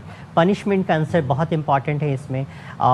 یہ تو سائیکوپیتھ ہیں جو اس طرح کی ہراسمنٹ کر رہے ہیں، جو سیکشول ابیوز کر رہے ہیں. اتنی تعداد میں دیکھیں وہ تو سائیکوپیتھ ہیں، ان سے ہم اپنے بچوں کو ایسے ہی محفوظ کر سکتے ہیں. دوسرا ہمیں اپنے بچوں کو اویئر کرنا بہت ضروری ہے. ان کو پروٹیکشنز کے میجرمنٹس پتہ ہونے چاہیے. ہمارے بچوں کو ہم ان کو سائیکو ایجوکیٹ کریں، ہم ان کو اویئرنیس دیں، ہم ان کو پروٹیکشن شیلڈ پرووائڈ کریں. اس میں کمیونٹی کا بہت بڑا امپورٹنٹ رول ہے. پیرنٹس ہر جگہ نہیں ہوتے، ٹھیک ہے، ان کی کیئر ٹیچرس پہ بہت بڑی ذمہ داری ہے. دوسرا مدرسے کی بات کر رہے ہیں، اسکولز میں ہر دوسرے روز ہائی لائٹ ہوتا ہے. ہمارے پاس بہت سارے بچے رپورٹ ہوتے ہیں جو ہمارے پاس کلینکس میں ہاسپٹل میں آ رہے ہیں. فزیکل ابیوز بہت ہو رہا ہے. بہت اچھے اسکولز میں نام نہیں لینا چاہوں گا اس وقت، جہاں پہ بہت بیڈلی برے طریقے سے فزیکل ابیوز کیا جا رہا ہے. ہائی لائٹ بھی ہوتا ہے، کیسز رپورٹ ہوتے ہیں، پولیس تک پہنچتی ہے تو پولیس جو ہے وہ کیونکہ فرنچائزیز ہیں اسکولوں کی، ان کی بہت ایکسیز ہوتی ہیں تو وہ معاملے کو دبا دیا جاتا ہے. مینٹل ابیوز کی تو ہم خیر بات ہی نہیں کرتے اس معاشرے کے اندر جو بچوں کو ایکسیپٹ ہی نہیں کیا جا رہا ہے. اچھا آپ ادریس ماہر نفسیات ہیں، آپ کیا سمجھتے ہیں کہ بچوں اور بچوں کے پیرنٹس کو خاص طور پر کس طریقے سے کیا ٹیکنیک سے کہ ان کو کنڈیشن کیا جائے اس طرح کے واقعات سے بچنے کے لیے. اب جو واقعات ہمارے سامنے آ رہے ہیں وہاں پر ہم دیکھیں چھوٹی چھوٹی بچیاں سائیکل چلانے والی, ابھی آپ کو میں نے خبر پڑھ کے سنائی اس میں بچی کے منہ میں چوسنی تھی, مطلب چھوٹے چھوٹے بچے, ان کو ہم سائیکو اویئرنیس یا تھراپیز اس طرح سے مطلب نہیں بتا سکتے. سادہ ٹیکنیکس کیا ہیں؟ سادہ ٹیکنیک اگر ہم گھروں میں بات کریں, والدین بچوں کو خود پروٹیکٹ کریں, اپنی نظر کے سامنے رکھیں, جس اسکول میں بھیج رہے ہیں اس اسکول کو مانیٹر کریں, اس ایڈمنسٹریشن سے ملیں, وہاں CCTV کیمراز ہیں, وہاں پہ ایڈمنسٹریشن کی پراپر اسکریننگ ہو چکی ہے. جیسے کریکٹر سرٹیفکیٹ چاہیے ہوتا ہے کسی ڈپارٹمنٹ میں آپ کو امپلائمنٹس کے لیے, اسے اسکول میں لازمی کیا چاہیے. تو پالیسی میکرز کا کام ہے, ہونا چاہیے وہاں پہ اسٹاف کی, وہاں پہ ٹیچرز کی, وہاں پہ ایڈمنسٹریشنز کی, تمام کی اسکریننگ ہونی چاہیے. اسی طرح مدرسے میں بھی سیم پالیسی ہونی چاہیے. اس کے علاوہ جو گلی محلوں کی بات ہے وہاں پیرنٹس کو خود الرٹ ہونا پڑے گا. جی وہاں پہ ایک تو بچوں کو اویئر کرنا ہے کہ کوئی آپ کو گڈ اور بیڈ ٹیسٹ کی آپ نے ایجوکیشن دینی ہے, اور اسٹرینجر پرسن سے آپ نے کوئی گفٹ نہیں لینے. اور اس کے علاوہ فیملیز میں بہت سارے بائی دا ٹائم وہ اپنے ماں باپ کو بچی کو پتہ بھی ہو, اگر اب ان دونوں کیسز میں دیکھیں ملتان قصور میں بتائے گی لیکن یہ واقعہ ہو گیا. میں ایک جو سائیکوپیتھ جن کی آپ نے بات کی ان کو اگر فرض کریں سزا بھی ہو جاتی ہے, 4 سال سزا ہو گئی, کیونکہ یہ ایسا جرم ہے جس پہ آئی گیس سزا اتنی شاید دے سکیں, جرم جتنا بڑا ہوتا ہے سزا اتنی دی جاتی ہے. لیکن آپ سمجھتے ہیں کہ وہ 4-5 سال میں رہیں گے تو وہ سائیکوپیتھ تھی, ان کی سوچ ان کی مائنڈ سیٹ تو نہیں تبدیل ہوگا, واپس آ کے وہ دوبارہ اٹیمپٹ کریں گے, تو ان کے ساتھ ہونا کیا چاہیے؟ دیکھیں اس میں تو یہ جوڈیشری کا کام ہے, ایسے ہمارے پارلیمنٹرینس کا کام ہے کوئی ایسے لاس بنائے جائیں جن کو پراپر ریہیب کیا جائے. پہلے تو ڈائگنوز ہو کے ان کو ہے کیا, شوگر سائیکوپیتھ ہے, سوشیوپیتھ ہے, کیا ہے؟ سائیکیٹرسٹ اینڈ کلینکل سائیکالوجسٹ ان کی اسسمنٹ کریں, ان کے وہ ڈائگنوسس کلیئر کریں, ان کو اگر سائیکیٹرک ہیلپ کی ضرورت ہے وہ پرووائڈ کریں جیل کے اندر, اور اس کے بعد اگر وہ فٹ نظر آتے ہیں تو پھر جوڈیشری اس کو ریلیز کرے گی, ریہیب کرے گی, پھر اس کے بعد اس کمیونٹی میں ان کو انڈلج کرے. میں نے کچھ ڈاکیومنٹس بھی دیکھی جو اکثر ویسٹرن کنٹریز میں ہوتی ہیں, وہ یہ بتاتے ہیں جی سائیکوپیتھ جو ہوتے ہیں وہ ان کا مائنڈ سیٹ چینج نہیں ہو سکتا. اچھا کچھ ایسی پرسنالٹیز ہیں جیسے ہم یہاں پہ ان سینیریو میں بات کریں, اینٹی سوشل پرسنالٹیز کی بات کریں, ٹھیک ہے, وہ ٹھیک نہیں ہو سکتے, وہ لا کو وائلیٹ کرتے ہیں, وہ دوسروں کو ہارم پہنچاتے ہیں. بہت ساری ایسی پرسنالٹیز ہوتی ہیں جو دوسروں کو سیکچولی ابیوز کر کے ان کو سیٹسفیکشن مل رہا ہوتا ہے. کچھ ایسی پرسنالٹیز ہوتی ہیں دوسروں کو نقصان پہنچا کے, ان کو اذیت دے کے ان کو سکون مل رہا ہوتا ہے. یہ آئیڈینٹیفائی ہونا ضروری ہے. ہم یہاں بات کریں اپنے بچوں کی پروٹیکشن کے حوالے سے, یہ تو باہر کی پالیسی میکنگس کی بات ہے. ہمیں اپنے بچوں کو پروٹیکٹ کرنا ہوگا, ہمیں اپنے بچوں کو اویئر کرنا ہوگا, ہمیں اپنے بچوں پہ کڑی نگرانی کرنی ہوگی. ہمیں اس موبائل کی ایکسیس ضرور دینی ہے لیکن اس پہ بھی ہم نے ان کو کنٹرول رکھنا ہوگا. پیرنٹس کو ایجوکیٹ ہونا ہوگا خود پہلے, ٹیکنالوجی سے اویئر ہونا ہوگا. WHO کی ڈیفینیشن کے مطابق ہر بچہ جو 18 سال سے کم عمر ہے وہ بچہ ہی کنسیڈر ہوگا, وہ چائلڈ اس میں آتا ہے. تمام دنیا کے یس وہ لاس میں آئے گا. اب آسٹریلیا میں بہت اچھا ایک لا پاس ہو گیا, 18 سال سے کم عمر بچے کو موبائل نہیں پرووائڈ کرتے, ٹھیک ہے. اور ہمارے یہاں پہ بچہ 10 سال کا ہوتا ہے, اس کے پاس موبائل ہوتا ہے, پھر وہ سائبر بلنگ ہوتی ہیں, بہت ساری چیزیں ہوتی ہیں. تو اس پہ بھی ہمیں نگاہ رکھنے کی ضرورت ہے, بچوں کو ایجوکیٹ کرنے کی ضرورت ہے, بچوں کی اویئر ہونے کی ضرورت ہے, بچے کن لوگوں سے مل رہے ہیں. اچھا یہاں پہ پیرنٹنگ کا رول اس لیے امپورٹنٹ کہ بچوں کے ساتھ انٹریکشن آپ کا بہت ضروری ہے. مدر اور فادر کی بچوں کے ساتھ فرینڈشپ ہونی چاہیے, ریپو بلڈ ہونی چاہیے. جب وہ شام میں گھر میں آئیں بچہ تو اس سے ایک اس کی روٹین ڈسکس کریں بہت ہی فرینڈلی وے میں.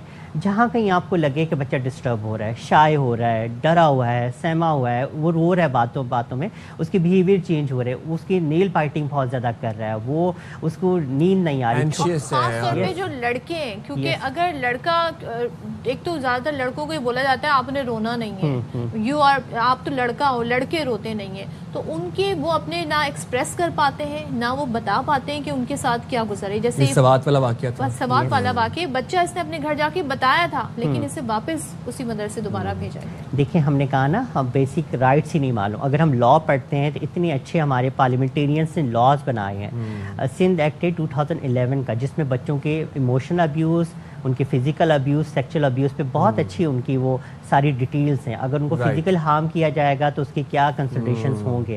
لیکن ہمیں اویئرنیس نہیں ہے, اویئرنیس نہ ہونے کی وجہ سے ہم ایکشن نہیں لیتے ہیں. دیکھیں اگر ہمارے ملک میں اس طرح کے کیسز کے ہائی لائٹ ہوں اور ان مجرموں کو سزا ملے اور اس پہ اور سخت سزائیں دی جائیں. واقعی سزا ملے یس, اور پھر میڈیا اس کو ہائی لائٹ کرے کہ اس کو یہ سزا ملی ہو, 4 سال 10 سال یہ پنشمنٹ ملی ہے, تو دوسرا بندہ جو اس طرح کی پیتھولوجی میں ہے وہ ڈرے گا. سائیکوپیتھ جو ہے ان کو آپ باقاعدہ, اگر آپ نے ان کو پکڑا ہے, ان ملزمان کو پکڑا ہے, ان کا باقاعدہ آپ چیک اپ کروائیں, ان کو لیبل کریں اور پھر انہیں مانیٹر کریں ان کی حرکات و سکنات کو, تاکہ دیکھا جائے کہ وہ بعد میں اس ٹرینڈ یا اس طرح کے دوبارہ واقعات میں ملوث. اچھا, اس میں ایک چیز میں مینشن کروں گا, اس میں سوسائٹی کا بہت بڑا رول ہے, کمیونٹی ایفرٹ بہت ضروری ہے.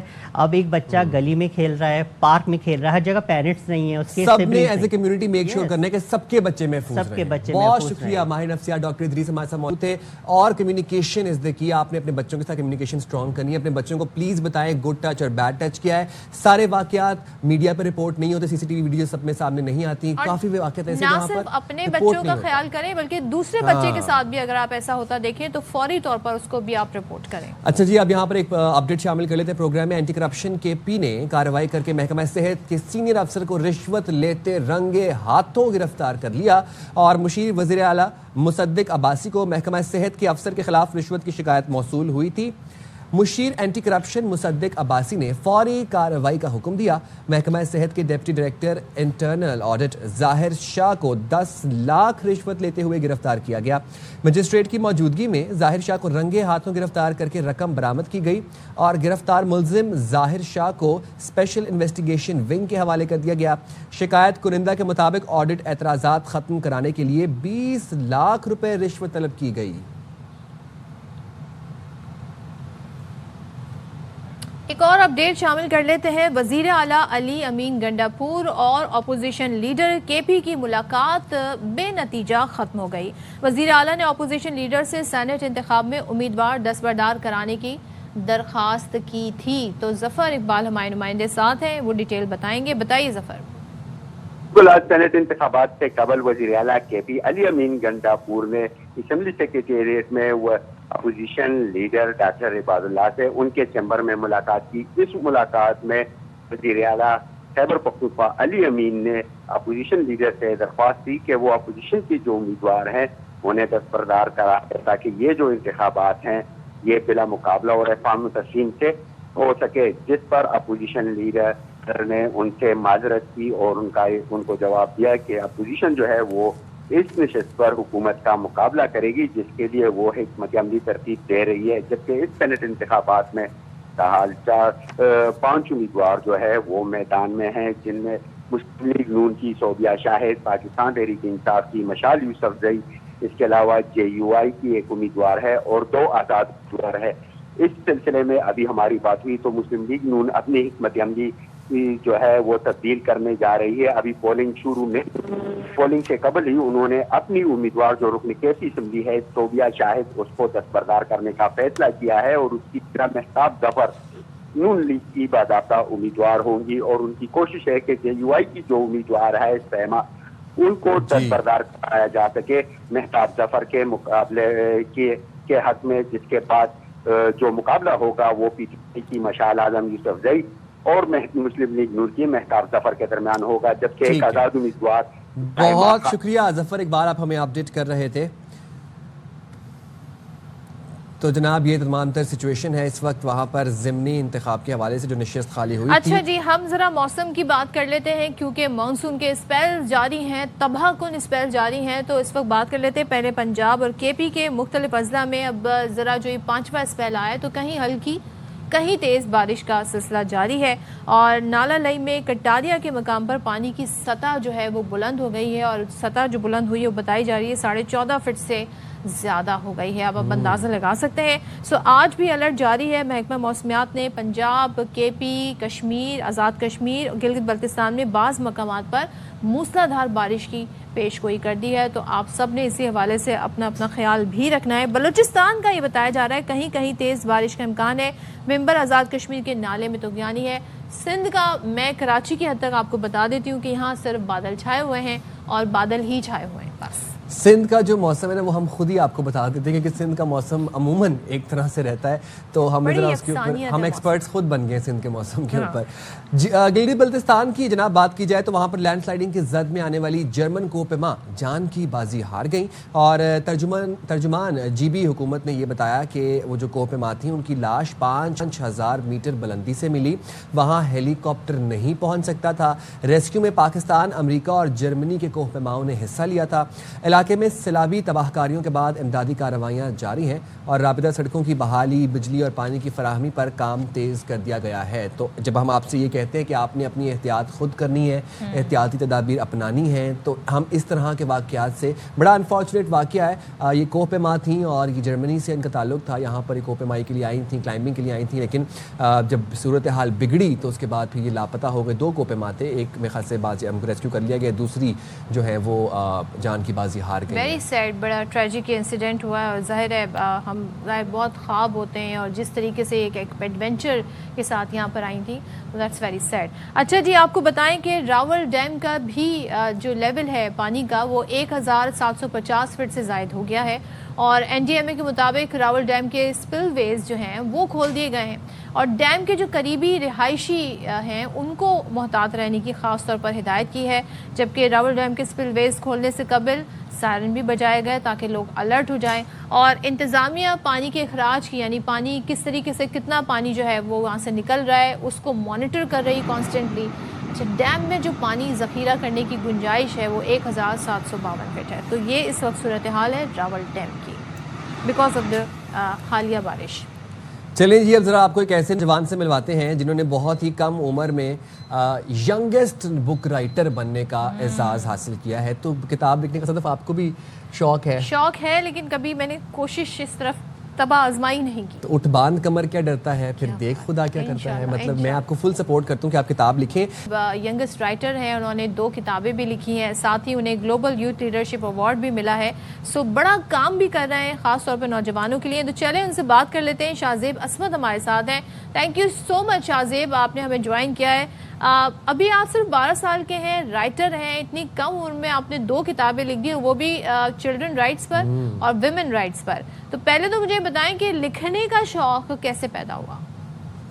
جی، کم عمری سے ہی 10 سال کی عمر میں مجھے بہت لکھنے کا شوق تھا، اور میں فکشنل سٹوریز لکھتا تھا. اس کے بعد میں نے اسکل کو اور ڈیولپ کیا، اور یہ اسکل اس حد تک ڈیولپ ہو گئی کہ میں کتابیں لکھنے میں ماہر ہو گیا. اور 12 سال کی عمر میں نے لکھنا سٹارٹ کی، جس کے بعد 1.5 سال کی محنت اور مشقت کے بعد آئی واز ایبل کہ میں 2 کتابیں لکھ سکوں. پہلی کتاب کا نام ڈائلیکٹک آف ڈسینٹ ہے، جبکہ دوسری کتاب کا نام دی وائسز وداؤٹ پرمیشن. اچھا، اپنی کتابوں کے بارے میں تھوڑا ذرا بتائیے ہمیں. ایک کتاب آپ نے ویمن رائٹس پر لکھی، ایک آپ نے ہیومن رائٹس پر لکھی. یہ کیا تھاٹ پروسیس تھا اس کے پیچھے؟ جی، ان دونوں کتابوں میں فرسٹ آف آل کہ ڈائلیکٹک آف ڈسینٹ میں انسانی حقوق اور اس کے علاوہ اختلاف رائے کے بارے میں نے بہت ایک کریشل ٹاپک ہے ہمارے پاکستان میں، اس کے بارے میں لکھا ہے کہ اختلاف دنیا کی ایک خوبصورت ترین عمل ہے. اختلاف بہت خوبصورت عمل ہے، جبکہ اختلاف انسان کو رستے دکھاتا ہے، نئی چیزیں ڈسکور کرنے کی طرف لے کے جاتا ہے. لیکن بدقسمتی سے ہمارے معاشرے میں اختلاف کو غلط وے پہ لے جایا جاتا ہے. لوگ گرجز رکھتے ہیں ایک دوسرے سے، اور اس کے علاوہ لوگ ایک دوسرے سے نفرت کرنے آ جاتے ہیں جب اختلاف کی بات آتی ہے. اس کے نہ صرف اس کے علاوہ میں نے جو جینڈر ایکوالٹی کے بارے میں لکھا کہ ہر جینڈر کے لوگوں کو برابر کے حقوق ملنے چاہیے، ان کے پاس بھی رائٹس ہونے چاہیے.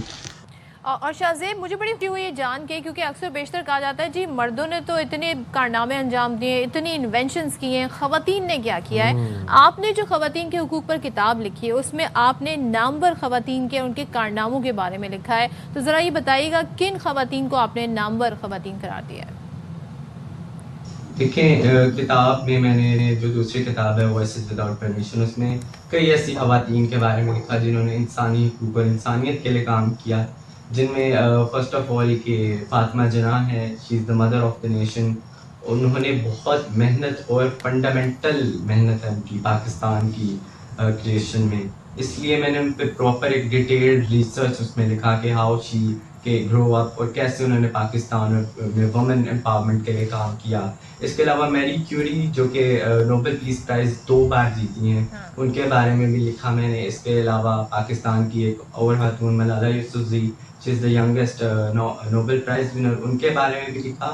और इसके अलावा डॉक्टर उत्फाओ जो कि एक जर्मन डॉक्टर थी जिन्होंने पाकिस्तान में पेशेंट्स के लिए बहुत ज़्यादा काम किया। अच्छा, आप अपनी किताबों में हुकूक की बात करते हैं, आपके ख्याल में जिस तरह के मसाइल आज की दुनिया को दरपेश हैं, कौन से तबकात ऐसे हैं जिनको हुकूक मैसर नहीं है? देखिए, आज दुनिया में बहुत से मसाइल हैं, अनगिनत मसाइल हैं, जिनमें से सबसे जो इम्पोर्टेंट मैं समझता हूँ कि जेंडर इक्वालिटी और एजुकेशन के मसाइल हैं कि लोगों को मुकम्मल एजुकेशन नहीं मिलती। जैसे कि पाकिस्तान के 2.5 करोड़ बच्चे स्कूल से बाहर हैं और उनको मुकम्मल तालीम नहीं मिलती। और इसके अलावा ग्लोबली बहुत ज़्यादा ये फैल चुका है। इसके अलावा ग्लोबल वार्मिंग के इशू और जो जेंडर जस्टिस के इश्यूज हैं जैसे डोमेस्टिक वायलेंस उसके बारे में उसको हाईलाइट किया गया है। बहुत शुक्रिया शाहजेब, और इतनी कम उम्र में आप इतने बड़े बड़े काम कर रहे हैं और अवार्ड्स भी इन्हें माशाल्लाह मिल गए, तो होपफुली आगे जाकर भी बहुत अच्छा हम देखेंगे इनकी तरफ से कंटेंट हमें इस हवाले से। आज बड़े अच्छे अच्छे सेगमेंट्स हमारे साथ थे, हमारे पास थे, हमने आपको बताया मुल्क की कामयाबी के हवाले से बात की, नौजवान किस तरह से कामयाबियां समेट रहे हैं। खुशी हुई हमें आज, खास तौर पे जब पाकिस्तान की तरक्की, पाकिस्तान की मईशत, ट्रेड की बात होती है और उसमें हम कुछ सब्सटेंशियल होता हुआ देखते हैं, यानी कि वो जो अमेरिका की तरफ से डील हो रही है वो बड़ी ज़बरदस्त है और बहुत कुछ फ्यूचर ब्राइट हमें उससे नज़र आ रहा है। साथ ही हमने जी रिमोट सेंसिंग सैटेलाइट, ये वक्त की ज़रूरत है, इनसे हमें कहते हैं ना फ़ायदा उठाना चाहिए इन टेक्नोलॉजी। तो पाकिस्तान यूं ही तरक्की करता रहेगा और अपने दुश्मनों को यही कहेगा कि हसद ना कर, मेहनत कर। हम यहाँ पर हमारे प्रोग्राम का वक्त हुआ है खत्म, मुलाकात होगी आपसे कल इंशाल्लाह। और कल से जी अगस्त का महीना शुरू हो रहा है, तो आपने भरपूर जश्न आज़ादी की तैयारी रखनी है, 1 अगस्त से ही आपने तैयारियां रखनी है। इंशाल्लाह आपका हमारा साथ रहेगा। आपसे इजाजत, अल्लाह हाफिज, पाकिस्तान जिंदाबाद।